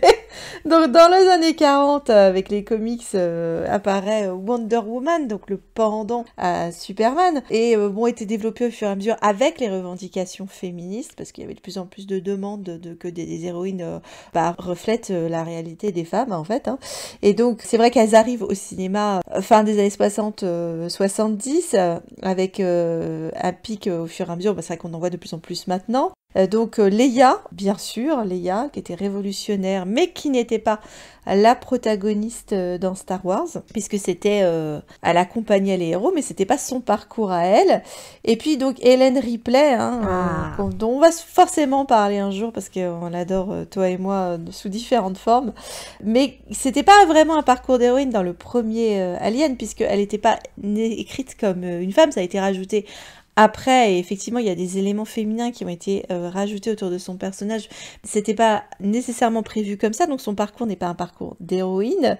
Quoique, d'une certaine manière, elle se termine en Final Girl, donc oui, c'est on va vrai. en discuter, mais ça annonce déjà un peu ce dont on va parler sur ce pendant-là. C'est vrai qu'il devient de plus en plus féminin, alors qu'elle est transformée, paradoxalement, en rambette par Cameron, puisque là, dans le même temps où il lui met des gros guns, des muscles, etc., mais Cameron, il a toujours écrit des femmes qui sont à la fois paradoxalement extrêmement féminines dans leurs enjeux et extrêmement badass. Oui, il a un truc avec les mamans ours, en fait. Oui. Hein. C'est clairement, il a fait de Ripley une maman ours. Mais pas que maman, parce qu'il y en a certaines qui n'ont pas l'occasion d'être maman, mais c'est vrai qu'il a une manière d'écrire les femmes qui est assez particulière et intéressante. Puis il a écrit des personnages féminins assez forts quand même. Et c'est vrai que d'un coup, quand arrive le 2, la question de la maternité, qui a toujours été présente, hein, on en parlera un jour quand on parlera d'Alien, mais devient plus importante puisque Hélène, elle a droit à devenir une maman, elle a le droit à un goodie, pas des chaussures, mais un gros flingue, mais aussi un beau mec. Ouais. Parce que c'est vrai que quand tu conclus le 2, notre Belle au bois dormant ou notre Blanche-Neige, parce que c'est comme ça qu'elle avait terminé le 1. Ouais, avec son chat dans son caisson, exactement. Elle était dans le conte de fées quand même. Et finalement à la fin, elle est limite en mariée et eurent beaucoup d'enfants parce que tu pouvais imaginer en conclusion du 2 qu'elle partait faire des jours meilleurs avec une bite, un couteau et un gamin, quoi. Puis elle avait combattu la dragonne. Elle était devenue aussi une forme de chevalier qui avait combattu le dragon. Donc, comme dans tous les contes de fées, une fois que le chevalier a combattu le dragon, il vécut heureux et eut beaucoup d'enfants. Enfin voilà, donc c'est vrai que son parcours devient vraiment féminin dans le 2, au-delà du sous-texte, je veux dire, mais vraiment, il est écrit comme un parcours féminin. On retrouve la patte Cameron avec ces femmes extrêmement fortes, mais qui restent des femmes, en fait. Parce que Cameron a toujours dit, en interview, etc., et puis ça se voit dans la façon dont il écrit les femmes, même les personnages secondaires, que les femmes sont toujours très fortes, elles n'ont pas le choix. Et donc ça, c'était intéressant de voir comment, dans le parcours de Ripley, qui était déjà tellement forte dans le premier Alien, comment il pouvait l'amener. Il écrit que des guerrières, hein. Même Rose. Même Rose, c'est une femme révolutionnaire qui va prendre son destin et sa sexualité et son dessin, main. si. Et son dessin aussi. Dessin. Oui, si. Elle choisit comment on la représentait, c'est très important. Elle a le pouvoir, elle est agente dans sa propre existence. C'est fini l'héroïne passive qui subit ce que les autres font ou qui réagit seulement aux situations qui lui sont imposées. Pour le coup, elles sont vraiment beaucoup plus proactives, ces héroïnes d'action, parce qu'en plus, elles ont les capacités physiques ou l'entraînement, ce que vous voulez, d'aller à l'encontre du patriarcat, de se sortir du rôle dans lequel la plupart des femmes sont encore cantonnées. C'est ce qui fait que ce sont des héroïnes d'action, voire des super-héroïnes, et qu'elles sont un modèle pour les féministes, pour les femmes des sociétés modernes, etc. Parce que comme les super-héros, leur pendant, voilà, elles vont matérialiser les aspirations des femmes et puis aussi tous leurs acquis sociaux pour lesquels elles sont battues depuis des décennies. Et c'est bien quand les hommes savent les écrire comme ça. T'as des réalisateurs, scénaristes qui ne savent pas écrire les femmes. Christopher Nolan, je te vois. C'est pas le cas de James Cameron. Alors justement, puisqu'on revient sur les héroïnes d'action, c'est intéressant de voir comment le studio Disney a évolué, parce que pratiquement ils nous font une synthèse de tout ce qu'on vient de discuter avec leur renaissance, à partir de leur renaissance Disney dans les années 90. C'est vrai qu'ils ont recommencé avec une ingénue, la petite sirène. Alors oui, certes, il peut y avoir des côtés actifs, mais pour le coup, la petite sirène telle qu'elle a été écrite par Andersen, c'est vraiment l'ange de la maison, hein, c'est-à-dire la gamine martyre qui va prendre cher quand même, parce qu'on rappelle que normalement elle meurt à la fin, elle n'a pas les goodies, donc ça se termine pas très bien pour elle normalement. Mais ils ont choisi la petite sirène, donc qui est une ingénue, elle a pas de voix à un moment du film, et puis elle est un peu déconnectée avec certains aspects de la réalité, on va dire. Ensuite, on enchaîne avec La Belle et la Bête, donc voilà, le grand classique qui vend, donc un grand succès pour eux. Ils sont quand même nominés quand même aux Oscars, ce qui avait après obligé à faire une section spéciale animation pour éviter qu'il y ait des animés qui se retrouvent qui remporte l'Oscar compétition. Ouais, l'Oscar du meilleur film pour un film d'animation. Ouais. Je pense que les films live, ils l'ont eu très très mauvaise et ça avait fait scandale à l'époque, effectivement. Donc voilà, on a la belle intello, indépendante, qui veut pas du premier rustre venu. Y a deux types de bêtes face à elle. T'as la bête qui ressemble à un beau gosse, et puis t'as celui qui ressemble à un monstre, mais qui est finalement... un mec bien, qui devient un mec bien. Qui est quand même mieux dans cette version animée que dans sa version live. N'en reparlons pas, parce que c'est vraiment un gros con dans la version live action. Et donc après, suite à ça, on commence à voir apparaître plusieurs héroïnes badass avec de temps en temps quelques aspirations romantiques, mais pas tellement. On a l'impression que ça devient de plus en plus difficile. C'est vrai qu'il y a une succession d'un coup avec Jasmine, donc déjà la princesse certes, mais la princesse qui veut pas être dans le harem et qui fait du parcours et qui veut pas qu'on lui dicte qui elle épouse. Esmeralda, qui n'a plus rien à voir avec la Esmeralda de Victor Hugo, qui devient la championne des droits sociaux. Qui nous vaut surtout pour le feu du désir qu'elle inspire à Frollo, donc, en ce qui nous concerne. Et qui fout sa race à toute la garde de Frollo aussi. Oui, ça n'a rien à voir avec Esmeralda. Pareil, c'était une ingénue, la pauvre bichette, là, pour le coup. Mais donc réécriture assez particulière. Megara, donc qui est même une anti-héroïne dont on va parler, un sujet dont on va parler un peu après, mais une nana qui avait déjà eu un mec et puis qui est plutôt du côté normalement des méchantes. Et puis c'est vrai qu'on arrive à l'action girl d'un coup, la fille d'action qui est Mulan, la Jeanne d'Arc chinoise qui part faire la guerre et qui a droit à tout à la fin, les honneurs, avoir sauvé le pays, la reconnaissance de l'empereur, de l'armée, de ses copains d'armes qui avaient des vues assez stéréotypées sur les femmes, effectivement, mais elle a droit aussi à un mec, et c'était bien. Elle remporte le beau gosse et c'est pas tombé... c'est pas tombé comme un cheveu sur la soupe, dans le sens où dès le début de sa formation militaire, on voit qu'elle craque complètement pour le torse-poil. Mais oui, il se met taille haute. Voilà, donc Ben Swallow, je te vois. et ce qui est intéressant dans cette évolution pendant toutes les années 90 aussi, c'est que entre Belle, qui est la protagoniste, et Mulan, qui est la protagoniste, les autres, ce sont des personnages secondaires, mais c'est pas juste les love interests du héros, et elles sont pas potiches, quoi. C'est pas des potiches. Elles ont des trucs à dire, elles ont des trucs à vivre qui sont pas liés à ce que le héros projette sur elles. Et c'est ça qui est super important, en fait. Je dirais que c'est surtout les deux, ils te mettent toujours le fait que c'est à la fois des filles qui sont grandes gueules et qui ont des capacités physiques de se défendre. Sauf peut-être Megara, mais... Megara, si, elle tient le discours de je suis pas une demoiselle en détresse. Elle a des choses à dire aussi, si tu veux. Je vais m'en sortir, je gère, bonne journée, alors qu'elle est prisonnière d'un centaure et que manifestement c'est une demoiselle en détresse, tu sais. Mais... Et puis du côté des comics, donc là on retrouve notre Wonder Woman, cette fois-ci version film en 2017, dans le développement du DCU. On a son origin story, qui est un parcours d'héroïne exemplaire, un parcours initiatique, mais elle a des grosses différences par rapport à Rey, qui sont intéressantes à mettre en lumière. Oui, parce qu'on avait bien vu qu'ils sont allés loucher quand même du côté de Wonder Woman, en tout cas sur l'épisode 9, qu'on soit clair. À aucun moment dans le 7 et dans le 8, tu pars vraiment sur cette question de Wonder Woman. Hein. Parce que le film n'était pas sorti, en plus il était en production ou en post-prod au moment où le dernier Jedi est sorti, ou ils sont sortis la même année, donc ils s'en foutaient en fait. Ils n'étaient pas inspirés par la version comique, enfin c'était pas l'idée, quoi, on partait pas là-dessus. C'était pas une super héroïne. Comme ça. Par contre, arrive le 9, et là, quand même, ça se sent bien, quoi. Entre le design vestal et le fait que ça se termine pas en cœur croisé de Playtex, mais en sabre croisé, comme dans le combat contre Ares.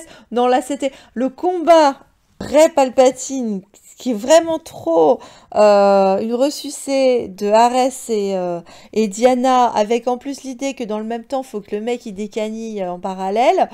Ça a un sens pour Wonder Woman, comme on va le redire, mais ça n'avait pas de sens pour Rey. Et c'est là que ça va pas. C'est-à-dire qu'ils sont allés loucher sur une franchise qui a marché et qui les a intéressés, parce que voilà, prototype de personnage indépendant bidule. Mais les points de comparaison n'avaient aucune raison d'être, en fait. Parce que Diana et Rey sont deux héroïnes complètement différentes. Elles ont un parcours initiatique, et ça s'arrête là, en fait. C'est-à-dire que l'une comme l'autre, quand tu regardes, tu coches les cases, etc. Mais encore une fois, tout dépend du conflit de ton personnage, de la façon dont il a été introduit, de son mensonge. Et pour le coup, ce sont deux femmes complètement différentes. Tu peux pas passer du parcours de l'une à l'autre comme ça dans le dernier acte, ça ne fonctionne pas. Ah, tu peux pas être de La Belle et la Bête à un parcours d'Amazon, non. Normalement, c'est pas possible. Même si tu vois, dans les deux cas, tu peux avoir la notion d'éveil sexuel, hein, mais au moins, Diana, elle a un éveil sexuel complet, elle a le droit de tirer son coup une fois avant que le mec il meure. Rey, elle a un début d'eux, il y a des préliminaires, mais elle peut même pas aller jusqu'au bout. Ça a zéro sens si tu veux. Même si tu vois, pour le coup, ça va prendre dans un côté, mais ça prend pas tout le package. On n'est pas du tout dans les mêmes archétypes parce que Wonder Woman n'est pas une adaptation de La Belle et la Bête. On n'est pas du tout dans ce registre-là. L'Animus et l'ombre, c'est pas le même personnage qui va devenir l'amant. L'Animus, c'est Trevor, et l'ombre, c'est annoncé dès le début, c'est Ares. L'ombre de Diana, c'est lui, en fait. Le tentateur slash celui qu'elle doit combattre par le pouvoir de l'amour, parce que c'est une héroïne. Voilà, c'est pas du tout la même chose que Rey qui doit aider Ben Solo à enterrer Kylo Ren, à lever sa malédiction. Oui, parce que Trevor, il avait pas un passif avec Ares, si tu veux, déjà, c'est pas la même histoire. Non, déjà, Trevor, en plus, c'est un humain, c'est un mortel, Diana est une immortelle, donc ils seront jamais sur un pied d'égalité. Ils s'aiment, ils s'apportent beaucoup l'un à l'autre, mais ils ne seront jamais sur un pied d'égalité en termes de puissance, ça n'a rien à voir. Et c'est bien montré dans Wonder Woman 1984, spoiler alert pour ceux qui l'ont pas vu, elle a la possibilité de faire revenir Trevor, mais elle ne pourra pas vivre cette romance et elle devra reprendre ses responsabilités et renoncer à cet amour. Parce que, encore une fois, ce n'est pas son égal et c'est une Amazone. Ce n'est pas la Belle qui va finir en couple avec sa bête. Elles n'ont pas la même destinée. Donc effectivement, le rapprochement à la fin n'avait aucun sens. C'est pas les mêmes origines non plus, parce que Diana sait très bien d'où elle vient et où elle va. Enfin, elle a pas de problème sur son identité. C'est pas une orpheline. Elle a pas été abandonnée. Elle quitte sa famille pour prendre en main sa mission, son destin, d'être cette forteresse, là, d'être Vestale qui défend le monde, si tu veux. Donc d'être une déesse qui a sa place dans le monde, qui veut protéger la veuve, l'orphelin et les âmes fragiles. Rey, c'était pas du tout la même histoire. L'appel à l'aventure n'est pas le même, la place n'est pas la même. Non, c'est vraiment... Je sais pas ce qui s'est passé. Non, parce que Rey refuse l'appel à l'aventure, elle ne veut pas grandir. Diana renonce à sa famille pour grandir et répondre à cet appel à l'aventure. Donc elles sont complètement différentes déjà depuis le début, quoi. Elles n'ont pas les mêmes besoins. C'est vrai que Rey veut une famille, Diana elle en a déjà une en fait. Par contre, elle veut prendre sa place dans le monde. Et tu tendrais jamais Diana à dire je voudrais qu'on me montre ma place dans toute cette histoire. Oui, parce qu'elle a pas ce syndrome de l'usurpatrice, de je viens de rien. Elle vient d'une lignée de guerrières. Elle est une arme, elle a confiance en elle, en ses capacités, elle a été entraînée toute sa vie, elle n'a jamais été seule. Elle avait sa mère, elle avait sa tante, elle avait toutes les Amazones qui étaient là pour elle. vu que c'était la seule enfant de l'île, Ray, ça n'a rien à voir. Donc encore une fois, ce sont deux personnages très différents. Oui, elle choisit la solitude parce que c'est le côté responsabilité. Tandis que Ray est un personnage qui a toujours été seul et qui va pas choisir la solitude parce que c'est sa responsabilité en fait. Elle est pas censée être la gardienne du monde, quoi. Non, elle est seule parce qu'elle subit sa solitude et elle aimerait y mettre un terme. Et ça va faire partie de son travail d'y mettre un terme en rencontrant son âme sœur et en aidant son âme sœur à devenir l'homme qu'il est censé devenir. Et dans le même temps, elle devient la femme qu'elle est censée devenir. Ils grandissent ensemble. C'est ça, parce que tu as aussi la mission par rapport au prince victime d'une malédiction que tu as dans La Belle et la Bête, qui n'est pas du tout dans le parcours de Wonder Woman. Il n'y a pas de mission par rapport à ça. Donc c'est vrai qu'on peut se demander pourquoi Ray n'a pas son âme sœur à ses côtés à la fin, vu que c'était La Belle et la Bête. Il y a plein de raisons sur lesquelles on va revenir. Mais donc... elle illustre finalement l'héroïne postmoderne dont tu as parlé et qu'on retrouve de plus en plus chez les héroïnes d'action. Je ne compte pas Wonder Woman parce que dans sa destinée, c'est normal qu'elle ne soit pas avec un compagnon H24, c'est impossible, c'est une Amazone. C'était pas le cas de Ray, notre belle de service, mais même chez Disney, on voit de plus en plus d'héroïnes à qui on refuse une histoire d'amour. Alors, sur une héroïne, deux héroïnes, etc., ça peut être intéressant parce que oui, dans tout parcours initiatique, il n'y a pas forcément un éveil sexuel. Mais quand c'est systématique et qu'on a le sentiment que les histoires d'amour, c'est sale, c'est très très emmerdant par rapport à ce qu'on véhicule vis-à-vis du public cible. Ça devient même une blague parce que c'est vrai que dans La Reine des Neiges, oui, certes, une des deux sœurs, Anna, a droit à une histoire, mais il se moque de ça, justement, du fait qu'elle tombe amoureuse au début d'un personnage, qui est le méchant du coup, mais ça sort de son cul aussi parce que ça n'a pas été préparé. Mais on se moque de ça, mais juste après on lui donne aussi une autre histoire d'amour quand même. Donc c'est un petit peu n'importe quoi la gestion de ça. Mais t'as raison, c'est vrai que en dehors de ça, il y avait La Princesse et la Grenouille, ou Réponse, où t'avais des relations amoureuses. À chaque fois, il y a quand même toujours un côté un peu ironique par rapport à ça, où on sent qu'ils sont pas complètement à l'aise, alors que normalement c'est eux qui étaient les champions du romantisme. C'est vrai que maintenant, le projet, c'est d'avoir des héroïnes qui ont des parcours autres, quoi, qui sont soit en réconciliation avec leur clan, avec leur famille, et donc effectivement, il n'y a pas de garçons ou de filles d'ailleurs qui puissent les intéresser. Oui, parce que tu vois, tu as l'exemple de Mérida, dont le parcours consiste à se réconcilier avec sa mère, qui est extrêmement rigide, et à devenir une grande fille, mais qui met un peu d'eau dans son vin, qui accepte ses responsabilités tout en restant libre, athlétique, ce que tu veux. On lui propose 3 prétendants, elle va tous les envoyer chier et concourir pour avoir sa propre main, vraiment décider de son destin. Et puis Vaiana, elle, c'est la réconciliation avec le père qui doit se faire. Et retrouver son rôle de chef de village. C'était toujours prévu qu'elle soit chef de village, mais elle renoue avec le passé de sa tribu. C'est des voyageurs, ce sont des grands explorateurs sur les mers. Et puis il y a la réconciliation avec le féminin, le parcours féminin grâce à l'entente avec la grand-mère, la mer dans une moindre mesure, l'océan, et puis surtout Tefiti. Donc ça c'est intéressant, c'est un parcours initiatique qui tient la route, mais il n'y a pas de romance, parce que Maori, c'est pas possible, quoi. C'est un dieu, là aussi, il n'y a pas d'égalité. Et puis alors le pompon, la cerise sur le gâteau, c'est Mulan, parce que elle avait tout raflé dans la version dessin animé de 98. Dans la version live action des années 2010-2020, là, récente, elle a pu le mec. A pu histoire d'amour.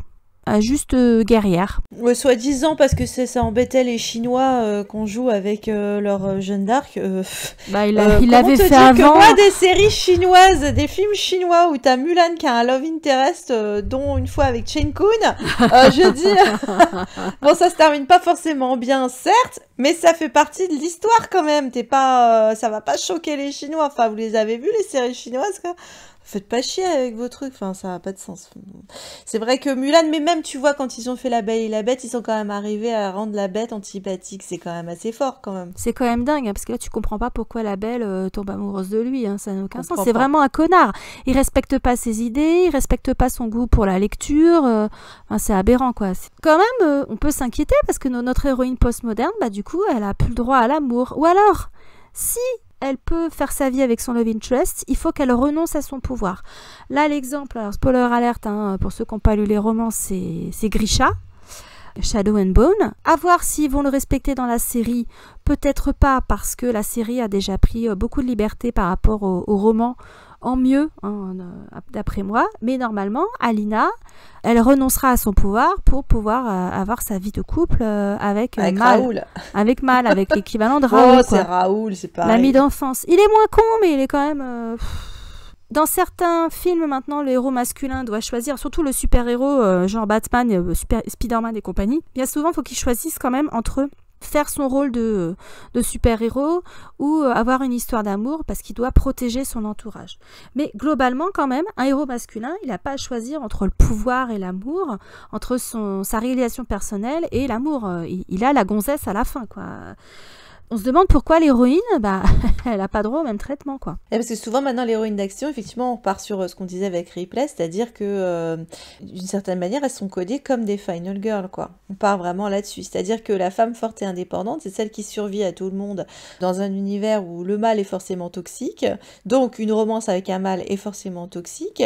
Et comme ils sont pas prêts de mettre des romances lesbiennes parce que ça risque d'être coupé à Dubaï ou autre chose, du coup, ils partent pas non plus complètement là-dessus. Tu vois, éventuellement tu peux avoir des copines, donc tu peux imaginer ce que tu veux derrière, mais c'est vrai que tu supprimes toutes les romances, quoi. Et ça fait plaisir à beaucoup de gens, apparemment, tu vois. Je sais pas pourquoi, mais bon, ça fait plaisir à certaines personnes. En tout cas, certaines qui ouvrent le plus... leur gueule. Voilà, merci de le dire pour moi. Et donc, c'est vrai qu'on se retrouve, nous, à la fin de l'ascension de Skywalker, finalement, avec une Final Girl. C'est vrai qu'on avait déjà fait le parallèle avec ce sourire de Rey qui ressemblait beaucoup à celui de Florence Pugh, finalement, dans Midsommar. Ça fait froid dans le dos. Bah oui, voilà. Ce mec, il est cramé à la fin. C'est pas la même histoire, on le rappelle encore une fois. C'est pas le même genre de film. Mais non! Un conte de fées destiné aux enfants d'un côté et un film d'horreur de l'autre. Un film d'horreur nihiliste de l'autre qui s'intéresse aux sectes et machin. Enfin, faut arrêter, quoi. Non, non, pas seulement aux sectes, c'était à la question de la gestion du deuil, en fait. Donc c'est vrai que c'était un... Bon, alors là, du coup, c'est vrai que t'es dans Star Wars. Donc c'est vrai que peut-être la gestion du deuil, c'est pas complètement aberrant, finalement. Mais c'est vrai que si tu compares le sourire qu'elle fait au moment où Ben la ramène à la vie et qu'elle tient enfin Ben Solo, enfin... ça n'a rien à voir avec la tête qu'elle tire quand elle arrive sur la jeune classe, quoi. Ça n'a rien à voir. Tu sais pas si elle est pas en train de faire un malaise, tu vois, avec sa tête. Ça fait pitié, quoi, de la voir comme ça. D'un côté, c'est soulagement, surprise, amour, et puis elle lui roule un patin, parce que c'est quand même elle qui embrasse Ben dans la foulée. Elle peut enfin lui toucher les cheveux. Donc à ce moment-là, elle n'avait pas prévu de devenir une Vestale qui reprend toutes les conneries sur la chasteté et machin et l'attachement des Jedi. Manifestement, elle partait sur autre chose. Hein. Bon, comme on lui retire son mec de l'équation, maintenant elle a plus le choix. Voilà, c'est bien, c'est intéressant. Et quand elle retrouve ses potes sur la planète de jungle, là, c'est du soulagement de se dire ils sont encore en vie, machin, mais elle est en PTSD la miss. Hein. C'est vrai que tu vas de plus en plus là-dessus, quoi. Badass, ça veut dire asexué, quoi. Donc on se retrouve avec un personnage féminin dans le troisième acte de son histoire, qui est en contradiction avec les deux premières parties, et surtout la façon dont on l'a présenté au début. Il y a un vrai clash dans l'écriture. À ce niveau-là de storytelling et sur une franchise aussi vaste, c'est juste une aberration. Perso, j'avais jamais vu un truc pareil. Malheureusement, on risque de le revoir. Parce que c'est ça le problème, parce que si une femme forte aujourd'hui, une femme forte et badass, c'est une femme masculine, qui n'a que des qualités codées comme masculines, la baston, la résistance, le leadership, seule face au monde, voilà, on est dans la merde parce que la plupart des femmes elles font pas de jiu-jitsu et elles sont plutôt dans la badasserie. Tu peux faire du jujitsu avec des beaux mecs aussi, hein, c'est possible. Oui, tu peux faire du jujitsu et porter de la lingerie en dentelle. Mais tout à fait. Et sortir le soir. Et puis tu peux aussi être une adepte de la badasserie du quotidien en mettant en avant des qualités féminines sans pour autant être l'ingénue quiche Lorraine de la première catégorie. Donc on a quand même un risque très présent, très réel de voir les arcs des personnages féminins s'appauvrir dans la pop culture et s'éloigner de ce à quoi les filles et les femmes sont susceptibles de s'identifier et de ce qu'elles aiment. Là, va y avoir un disconnect de plus en plus profond entre ce qu'on va nous présenter dans les médias et ce qu'on vit au quotidien. Notre parcours d'héroïne, parce qu'on est toutes sur un parcours d'héroïne, on ne pourra plus voir les liens avec ce qu'on va nous proposer au cinéma. Ce qui est intéressant, c'est que dans le même temps, tu vois, tu parles de ce qu'on nous montre dans le parcours d'héroïne, c'est qu'on nous propose, on voit de plus en plus l'arrivée de ce qui va être la 4e catégorie, c'est-à-dire des anti-héroïnes. En soi, nous, on n'est pas contre les anti-héroïnes, mais voir aussi comment c'est traité. Et c'est vrai on a flirté avec ça avec Ray, puisque oui, alors on a dit ingénue, yes, ça peut cocher les cases. Belle et la Bête, oui, bah définitivement, elle a été écrite comme ça. Femme d'action, bah oui, ça n'empêchait pas. Mais c'est vrai qu'anti-héroïne, ils ont un peu flirtouillé avec, parce que on voyait qu'il y avait des côtés passablement énervés chez elle dans les 2 premiers volets. Dans le 3e, à un moment, c'est une enfin, c'est pas un moment. On nous la vend comme une Palpatine, et surtout, à un moment, effectivement, où il fallait pas cligner des yeux, tu as Dark Ray. Et donc, tu pourrais très bien partir sur l'anti-héroïne Dark. Oui, bah dans une suite, ce serait logique, hein, vu qu'elle est en deuil, elle est en colère et tout ce que... Parce que Kylo le dit bien dans un des Force Band de l'épisode 9, il dit « Tellement de douleur et de colère en toi, je vais te tourner du côté obscur. » Elle a une prédisposition au côté obscur, et bah parce qu'elle a une Palpatine, parce qu'elle a une histoire traumatisante qui fait que... elle a cette prédisposition pour le côté obscur, il n'y a pas besoin de lui sortir une lignée de son cul, là, voilà, pour tout expliquer, et la ramener à un homme, en plus. Mais attends, développe pas toutes les cartes. Non, je grille pas toutes les cartouches, mais vous vous doutez qu'on va revenir là-dessus. Et l'anti-héroïne, du coup, ils n'ont pas eu les couilles dans l'épisode 9, de toute façon, ça aurait été trop tard pour le faire intervenir. La vraie tentation était dans l'épisode 8, normalement, dans le 2e acte de son histoire. C'est un concept qui est quand même relativement nouveau, qui est encore beaucoup trop rare dans la pop culture par rapport aux anti-héros, mais qui fait son chemin depuis quelques années. Alors on a la plus connue, et une des plus anciennes dans la pop culture, c'est Scarlett O'Hara. Je me demande si la marquise de Merteuil, tu pourrais pas la mettre quand même. Ah, mais non, c'est une antagoniste, elle. Oui, c'est vrai. Mais tu vois, de la même manière que... bon, là j'anticipe, je sais bien, mais il y a eu des portraits qui ont été faits de certaines antagonistes qui sont devenues des anti-héroïnes. Il y avait un roman qui avait été fait sur Merteuil aussi, qui racontait sa suite, son point de vue. C'est possible, mais c'est vrai que le personnage principal, normalement, c'est Valmont, donc... Ah bah oui, je sais bien. Je pense que c'est plus une antagoniste. Je pense qu'elle est devenue pour beaucoup de femmes qui se sont reconnues, parce qu'en fait, il y a plein de femmes qui ont...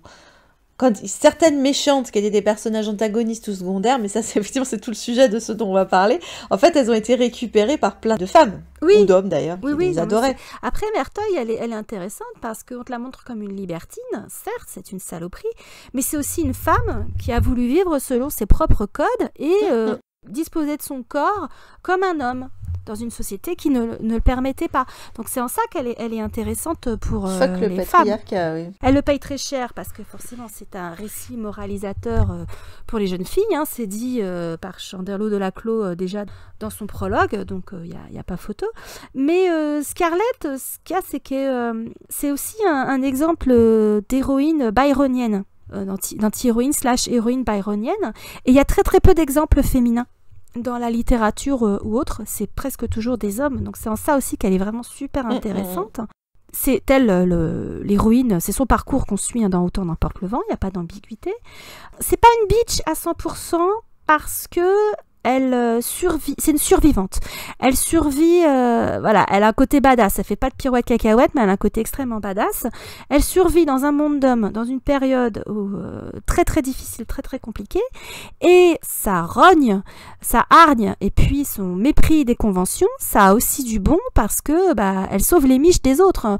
Elle a réussi à faire accoucher Mélanie, à la faire sortir d'Atlanta, elle récupère sa plantation, à un moment donné, c'est l'Arche de Noé là-dedans, elle accueille tout le monde, c'est quand même grâce à elle s'ils ont des navets à bouffer dans la soupe.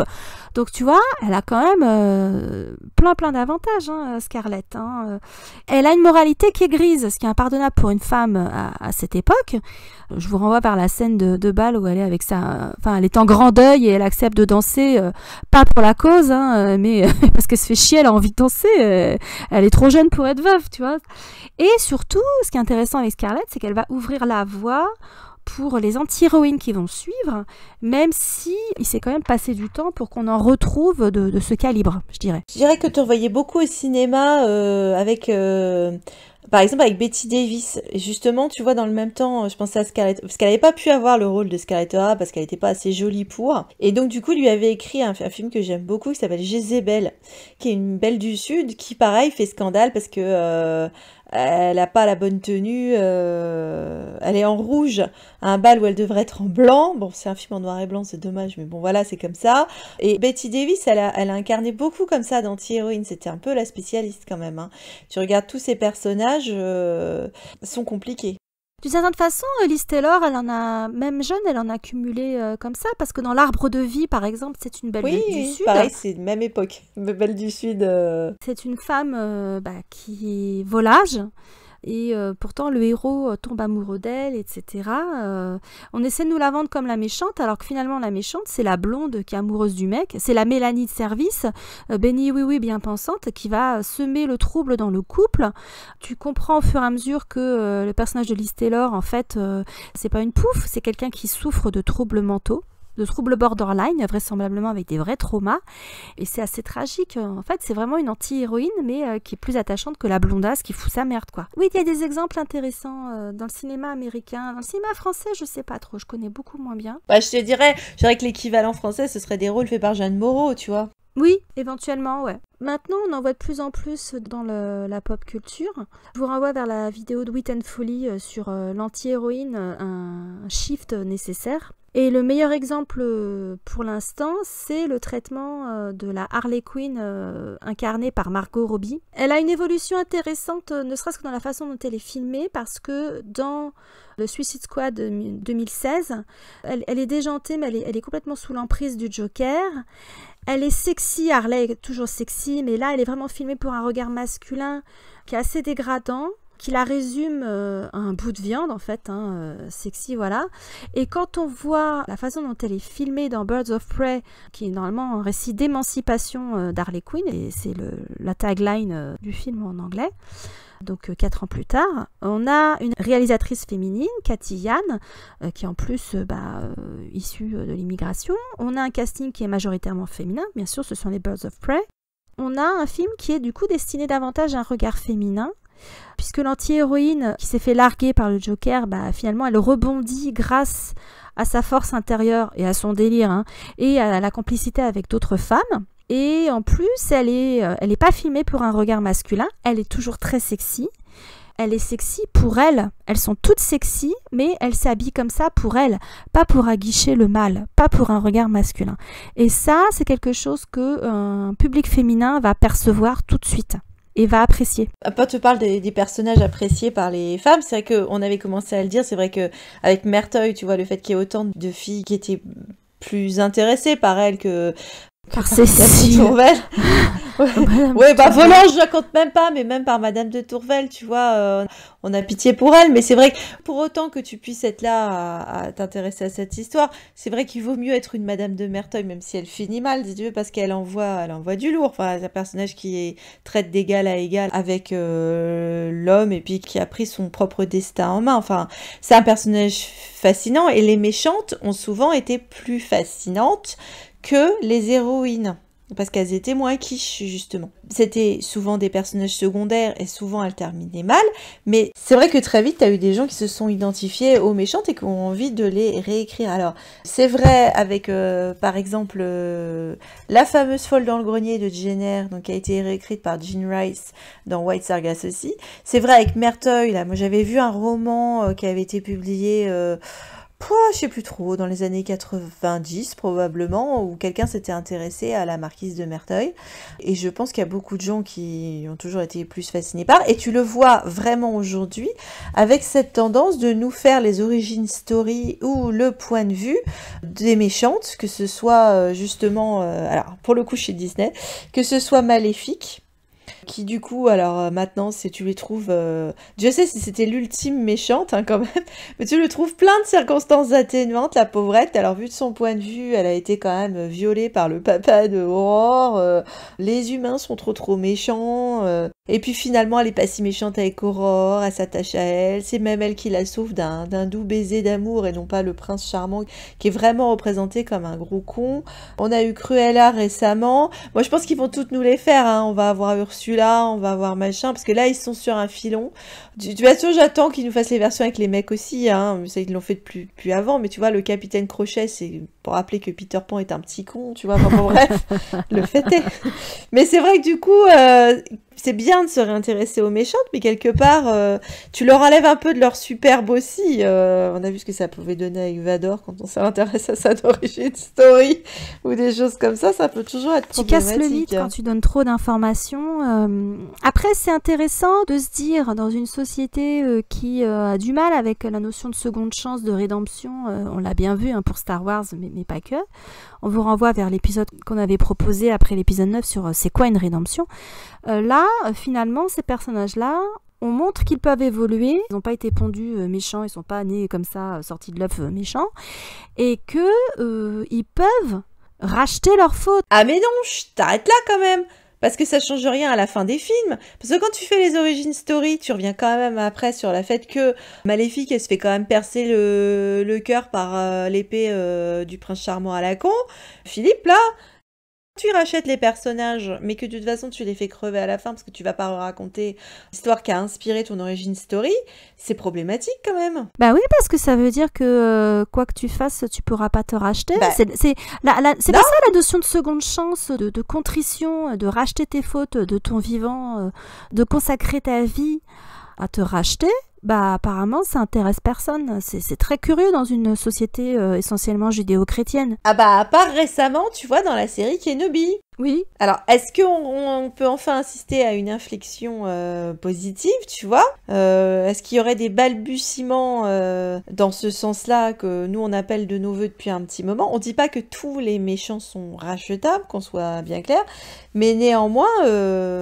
C'est bien les si vous un petit peu dans ce... ou les méchants. Les anti-héros. Ou les méchants oui. tragiques. Pas les méchants qui Oui. sont juste des fonctions, comme Palpatine, qui sont pas vraiment des personnages. Palpatine, Non, bah, machin, mais d'autres méchants, comme évidemment Kylo, Vador.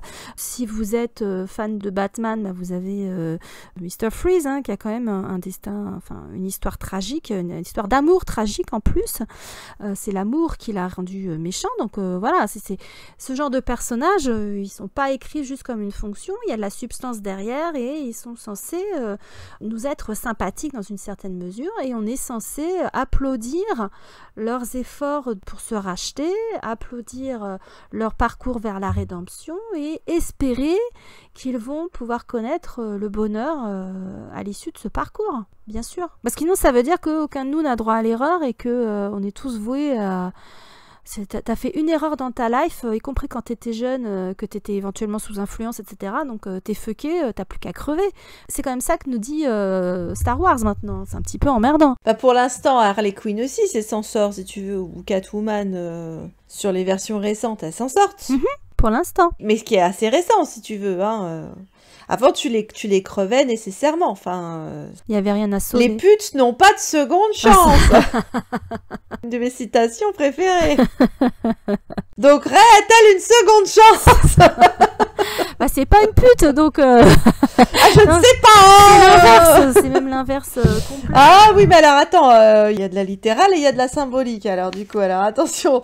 Donc du coup, Rey, justement, hein, par rapport à notre postulat de départ, où qu'on en est avec notre Rey? Bah écoute, il y a des choses qui sont cohérentes parce que elle a appris à accepter la force, à maîtriser la force et ses pouvoirs. Donc, pour répondre à la proposition de Campbell, elle a effectivement réalisé sa puissance intérieure. Elle a aussi intégré le fait que sa famille ne pourrait pas revenir et elle s'est réconciliée avec ce trauma du passé. Mais on a envie de dire que c'est à peu près tout ce qui colle dans son parcours. Tout le reste... c'est parti en cacahuète. Bah, elle a quitté Jakku, mais c'est vrai que elle se retrouve sur une planète du désert qui n'a rien à voir avec elle. Ouais, donc bon, c'est la merde voilà, quand même. okay, hein. C'est cool. Et puis tu disais Campbell avec la force qui était en elle. Bon, alors dans la citation de Campbell, c'était elle doit réaliser la force qui a toujours été présente en elle. Le problème, c'est qu'il y a plus grand chose qui vient d'elle en fait. Ça c'est un tout vrai ce qu'elle problème. a. Ouais. Ah oui, son sabre, c'est tout. C'est la seule chose. Et encore, tu vas voir qu'à un moment ou un autre, ils vont nous réinventer un truc. Parce que il y a quand même eu un moment, on avait vu passer Luke avec un sabre laser jaune. Je sais pas s'ils vont pas nous redire un truc par rapport aux couleurs, ou elle a retrouvé le cristal à je sais pas qui, à je sais pas où. Je sais pas ce qui va rester de ce sabre à elle. Mais c'est vrai que pour l'instant, je dirais qu'il y a que son sabre qui est à elle. Parce que ce soit le blaster donné par Anne, le vaisseau qu'elle a piqué à Anne, Chewbacca, qu'est-ce qu'elle pique au solo quand même, qu'elle a piqué à Anne, le bébé 8 qui était à Poe, je sais pas pourquoi il est avec elle maintenant. Elle doit la vie à Ben Solo. Elle a pas affronté Palpatine toute seule comme une grande, parce qu'à ce moment-là précis, les Jedi ont décidé de faire une intervention. Ils étaient jamais avec elle avant, ni avec Ben Solo. Ils étaient pas là au moment où Ben Solo se fait jeter dans la fosse. Ils sont pas là quand elle est morte, parce que personne la ramène à la vie. Et ils sont pas là quand Ben Solo il meurt. Et c'est quand même des bâtards les Jedi, hein. Et puis bon, il y a essentiellement des mecs dans le concert des vierges, je peux dire dans le concert des puceaux derrière. Parce que bon, on entend quelques voix féminines certes, mais bon, il y a quand même essentiellement des voix masculines. Et puis bon, bah même la Force, elle l'a pas toute seule comme une grande, hein, parce que faut que ça vienne de la lignée de Papounet Palpatoche. Et on avait appris récemment, puisque c'est vrai qu'on nous avait sorti entre-temps, entre la Geekfest d'Angers et la Geekfest de Bordeaux, avec le bouquin donc Shadow of the Sith là, qui est sorti tout récemment, que bah, si elle a des capacités de bricoleuse, ça lui vient forcément alors pour une fois de maman, hein, donc c'est quelque chose de positif. C'est vrai qu'on a récupéré les noms pourraves des deux parents, on n'en demandait pas tant. Datomir, c'est le chip, ça s'appelle Datomir, tout un programme. Non mais les gars, si ça doit faire ça, franchement, gardez-la anonyme, il fallait accoucher sous X. Non mais c'était pas possible, enfin... Mais arrêtez avec les justifications. Alors bon, si je suis complètement honnête, je vais dire que c'est un peu pareil aussi pour la plupart de nos personnages, même masculins. C'est vrai qu'à force de boucher les trous et de nous faire des origin story, ils ont plus rien à eux, les minots, hein. Que ce soit Luke, Leia ou Ben, tout vient de quelqu'un. Donc je vais quand même être honnête par rapport à ça. Mais c'est vrai que par rapport à Rey qui demandait quelle est ma place dans cette histoire, on sait pas trop, hein, Bichette, en fait. Bah si, c'est qu'on lui a forcé absolument à être dans une histoire qui est pas la sienne, quoi. Oui, alors vraiment, c'est le syndrome du coucou jusqu'au bout, hein. Ce qu'elle a jamais voulu faire, elle n'était pas censée prendre la place de Ben, elle était censée ramener Ben, aider Ben plutôt à se libérer et à reprendre sa place dans l'héritage Skywalker, mais elle n'était pas censée le remplacer purement et simplement, hein. C'était pas ça du tout le projet, donc... Ah bah quand tu entendais le titre, l'ascension de Skywalker, t'entendais pas Rey Skywalker, hein. La première bande-annonce, celle que tu avais vue à Chicago Celebration, ça se finissait sur le thème de Kylo Ren, mais en conclusion triomphante. Donc voilà, pour nous, c'était évident que l'ascension de Skywalker, c'était le dernier Skywalker. C'était pas Rey Skywalker de merde qui a aucun sens, quoi. Donc... Bah, ce qui va pas, pendant qu'on reste dans ce qui va pas, c'est vrai qu'on disait au début qu'il fallait qu'elle change de tenue, puisque c'était la tenue du passé. Alors certes, elle s'est peut-être réconciliée avec son passé, mais elle a pas changé de tenue ni de coiffure, c'est même encore plus serré, plus blanc, plus machin. Et puis, il y avait la vieille femme du désert. Ouais. Quand elle la voyait, elle se disait « Je ne veux pas devenir comme ça ». Et qu'est-ce que ce con, je peux pas dire autrement, de J.J. Abrams nous sort à la fin ? Une vieille femme avec un lama chelou qui lui demande d'où elle vient, où elle va, et elle se retrouve finalement de manière subliminale. On a quasiment la même image qu'au début. Et si tu la voyais partir juste après dans son faucon avec une musique triomphale, tu pourrais dire bah oui, elle a laissé derrière son cauchemar du passé. Mais comme on est sur un thème qui s'appelle une nouvelle maison et que la dernière image, si tu la vois sur la planète, elle va s'installer dans la ferme des Lars avec tout le même bonheur si qu'on oui, peut sûrement elle a fait autre chose. Mais n'empêche que c'est pas ce que t'as dans le visuel.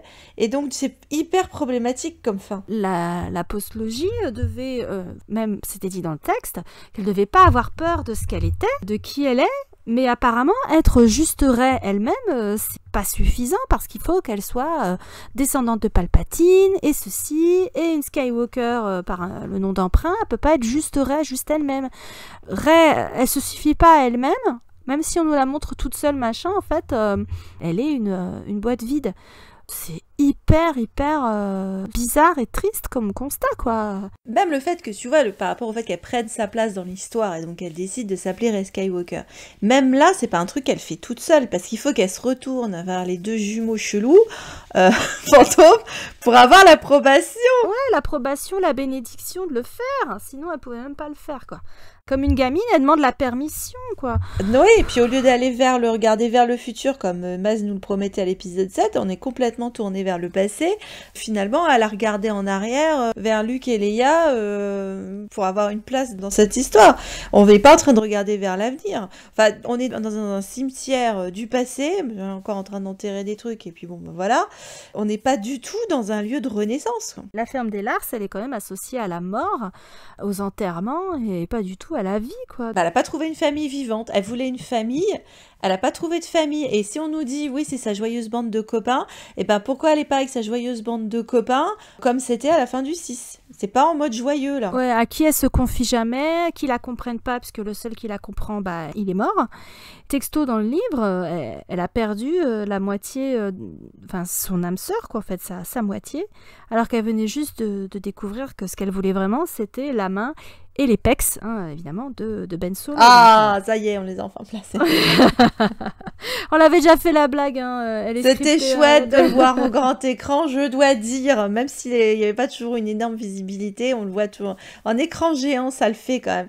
Toi qui malheureusement l'avais pas vu au cinéma, en plus, le dernier Jedi. Ah mais la prochaine fois qu'il passe au ciné, j'irai le voir. Hein. Moi, je l'avais vu en 3D en plus. Oh, bah oui, mais Ben Solo, faut le voir en 3D. Hein. Ah bah, de toute façon, il est en 2D déjà avec ses boobs, hein, donc déjà, naturellement, enfin bon. T'as les double D, pour moi, c'est les boobs de Ben Solo.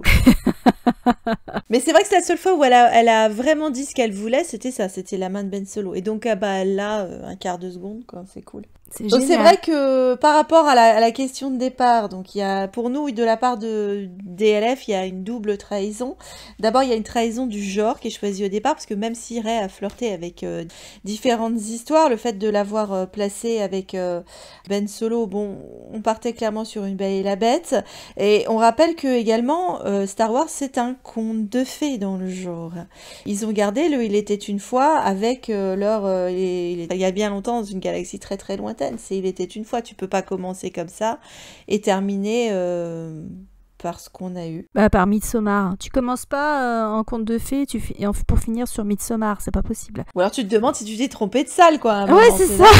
C'est comme Travolta dans Pulp Fiction. Mais où est-ce que je suis? Je me suis demandé tout du long, moi, d'ailleurs. Mais c'est vrai que du coup, elle a pas une fin heureuse. Oui, bah voilà, on le dit, on va oser le dire, à l'issue de son parcours d'héroïne. Parce que si tu regardes avec la fin de Luke, dans son parcours du héros, à la fin du 6, il n'y a aucun doute qu'il est heureux et que lui, il a sa place dans l'univers. Hein. Mais déjà, à la fin du 4, hein, les trompettes, le triomphe... Oui. Toute la rébellion, la princesse qu'il admire, ses potos, enfin, il a tout, quoi. C'est ça, c'est-à-dire que s'il n'y avait pas eu la suite, parce que le film avait bien marché, s'il n'y avait pas eu le 5 et le 6, de toute façon, à la fin du 4, on avait déjà un parcours complet. Mais c'est vrai qu'après, en rajoutant la trilogie, avec forcément une pente descendante, parce que c'est logique dans un deuxième volet, bah, t'arrives à la fin du 3, c'est bon, ça va, tout va bien, quoi. Donc il y a une trahison du genre. Ils ont ils en ont fait un film d'horreur dans l'épisode 9, c'est intéressant. Puis la trahison de l'arc du personnage, hein, cette jeune fille abandonnée qui rêvait d'une famille, qui voulait pas être seule sur une planète désertique, elle finit seule sur une planète désertique avec une famille de fantômes. Donc c'est la loose. Ah bah pouvoir cocher une nouvelle date dans Vie de merde, hein, moi je te dis, hein, pour recommencer à faire le décompte. Hein.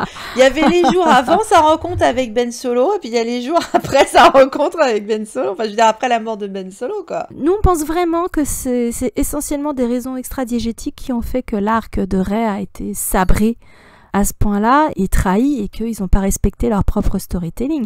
S'il n'y avait pas eu autant de buzz et de trucs nauséabonds autour du dernier Jedi, et je parle pas des critiques constructives de gens qui n'ont réellement pas aimé et qui ont des arguments pour étayer leur point de vue, mais je parle vraiment de tous les hystériques toxiques qui ont traqué, chassé les artistes de DLF de la toile. Bah, à force de vouloir plaire à ces gens-là, ils ont complètement trahi l'arc du personnage et l'histoire. Ils nous racontent une histoire qui tient pas debout. Donc vraiment, encore une fois, c'est une pollution de notre monde à nous qui a complètement fucké la destinée de ce personnage. Oui, parce qu'il y avait des demandes sur le fait que soi-disant elle était une mère et il y avait le fait qu'il la trouvait irrespectueuse vis-à-vis de Luke et Leia. Et c'est vrai que le 9, on est dans la sacralisation de Luke et Leia à un niveau qui n'a jamais existé avant, quoi. Et ils ont fait l'inverse de ce que Ryan Johnson, et c'est pas le seul, les gens qui écrivent bien préconisent, à savoir que tu dois aller là où l'histoire doit t'emmener, dans la logique de l'intrigue et du développement des personnages, et ne surtout pas faire ce que les fans attendent. Parce qu'ils attendent tous des trucs différents ou ils ont des attentes qui sont merdiques par rapport au storytelling. Ils savent pas raconter des histoires. Donc, recevoir une histoire en tant que fan et écrire une histoire en tant que producteur, écrivain, etc., c'est pas du tout la même chose. Donc, même Stephen King le dit, il faut aller là où l'histoire te mène. Tu te fous complètement de ce que les gens s'attendent à lire ou à voir. Après, c'est tout le problème des sérialisations aussi. Parce que c'est vrai que quand le livre t'est livré en une fois, ou la série t'est livrée en une fois, comme par exemple Netflix fait de balancer toute sa saison, ou quand on filme évidemment et en une seule partie et non pas en 3, c'est vrai que forcément, les auditeurs, ils se retrouvent avec tout d'un coup. Donc, ils pouvaient peut-être avoir des attentes pendant le film, mais quand ils sortent du film, ils t'est livré tel quel. Le problème quand t'attends entre chaque épisode ou entre chaque film, c'est que oui, il y a des préférences ou il y a des demandes qui sont formulées et qui sont maintenant beaucoup plus faciles à mettre en avant avec les réseaux sociaux. La grande force du dernier Jedi, c'est que il était déjà en train de tourner au moment où l'épisode 7 est sorti. Donc il a fait son truc. Ouais, il n'avait pas déjà eu à supporter ce que les gens voulaient en théorie, quoi. Et si Trevorrow avait pas sorti un scénario de merde et si ça s'était enchaîné selon le calendrier, l'épisode 9 aurait déjà été en prod au moment où le 8 sortait. Donc fuck les haters, etc. Ils auraient raconté l'histoire dans la logique de l'histoire, sans se laisser influencer, polluer, tyranniser par une partie du fandom. Malheureusement, il y a eu un délai et du coup, ça a complètement chamboulé le truc, quoi. Et c'est bien dommage. Parce que fallait que Ryan fasse toute la trilogie, hein, je sais pas quoi te dire. Ça aurait été tellement bien. Non, pas forcément, parce que c'était pas le cas pour la trilogie originale. Tu pourrais très bien avoir un troisième réalisateur. Peut-être qu'il fallait qu'il y ait le problème, enfin, c'est pas un problème que Ryan écrive ses scénarios, mais c'est vrai qu'en fait, il aurait fallu qu'il y ait un scénariste qui soit commun aux trois. Après, le réalisateur, tu pouvais changer, mais c'est bien qu'il y ait ou que le story group fasse correctement son travail, et là, c'était un autre problème. Là, je crois que pour le 9, vu le nombre de gens qui sont partis du story group, vu comment ils se sont un petit peu lâchés sur les réseaux sociaux, JJ et Thériault leur ont fait comprendre qu'ils n'avaient pas besoin d'eux, parce que Thériault, tu comprends, il a lu les anciens bouquins légendes, donc il connaît aussi bien le lore qu'eux, d'où continuité de merde. Voilà. Parce que finalement, ils ont été mis sur la touche, le story group. C'est un petit peu emmerdant quand même. Du coup, pour revenir sur le sourire secret de Mona Lisa, enfin de Rey, en fait, c'est pas le sourire d'une héroïne qui a tout l'avenir devant elle, radieux, qui s'offre à elle, etc., et qui a triomphé. C'est plutôt celui de quelqu'un à qui on a volé son destin et qui se retrouve engoncé dans une histoire qui n'est pas la sienne, en fait. Elle est en décalage. Qu'est-ce que je fous là, hein? Je pense que c'est la bulle qu'on peut lui mettre à côté, putain, quoi. Qu'est-ce que je fous là, quoi. Parce que c'était un peu ce qu'on se demandait aussi dans le cinéma ce jour-là. C'est vrai. C'est tout le programme de son patronyme, hein. C'est d'être décalé, parce que c'est un mot valise, hein, Ray Skywalker, hein, dans le sens où tu prends tes valises quand t'as vu le film, quoi. Bien vu. Non, mais c'est vrai, je veux dire... c'est n'importe quoi ce machin. Enfin, Heureusement que tu as trouvé les dramas chinois pour te remettre de ce traumatisme. Mais tout à fait, parce qu'on rappelle qu'on est dans un monde de fantasy, et dans ces mondes de fantasy-là, tu peux être tout à la fois une héroïne qui sauve le monde à la Wonder Woman et qui a des pouvoirs surpuissants, sans avoir pour autant des gens qui te fassent chier avec des histoires de Marissou, machin. Et dans le même temps, bien qu'elles mangent leur race aussi, elles ont le droit d'avoir un happy end et d'avoir leur goodies à la fin, tu vois. Ça n'est pas impossible, tu peux avoir une famille, puisqu'on a ce niveau de puissance de toute façon. Non, on a des parcours féminins qui sont vraiment bien menés dans un grand nombre de dramas asiatiques, et on a l'impression qu'en Occident, on sait plus le faire, on n'ose plus le faire, je sais pas, c'est assez inquiétant. Ouais. Donc, en tout cas, on vous invite, pour les Happy Few qui sont encore avec nous, à intervenir dans les commentaires. Si vous êtes des fidèles de la chaîne, bon, il y a quand même un certain nombre d'arguments que vous aviez déjà entendus, que vous partagez ou Mais pas. qu'il faut replacer, voilà. Voilà, c'était l'occasion de le faire de façon transversale et puis surtout d'insister sur les comparaisons entre le parcours de Rey et puis un certain nombre de parcours d'héroïnes autres. On espère que ça vous a plu et puis on attend vos commentaires comme d'habitude. Hein, on adore échanger avec vous, donc là ce sera avec plaisir également. On espère que vous passez de bonnes vacances, donc on va entamer la 4e saison des Lucasfilles. Le temps passe tellement vite. C'est vrai. C'est un truc de fou, hein. La chaîne va avoir 3 ans, c'est dingue. On essaiera de fêter ça dignement. Et puis en attendant, bronzez bien, mais faites attention à vous. Bronzé utile, bronzé intelligent. Profitez de vos vacances, reposez-vous et on se retrouve bientôt. À très bien.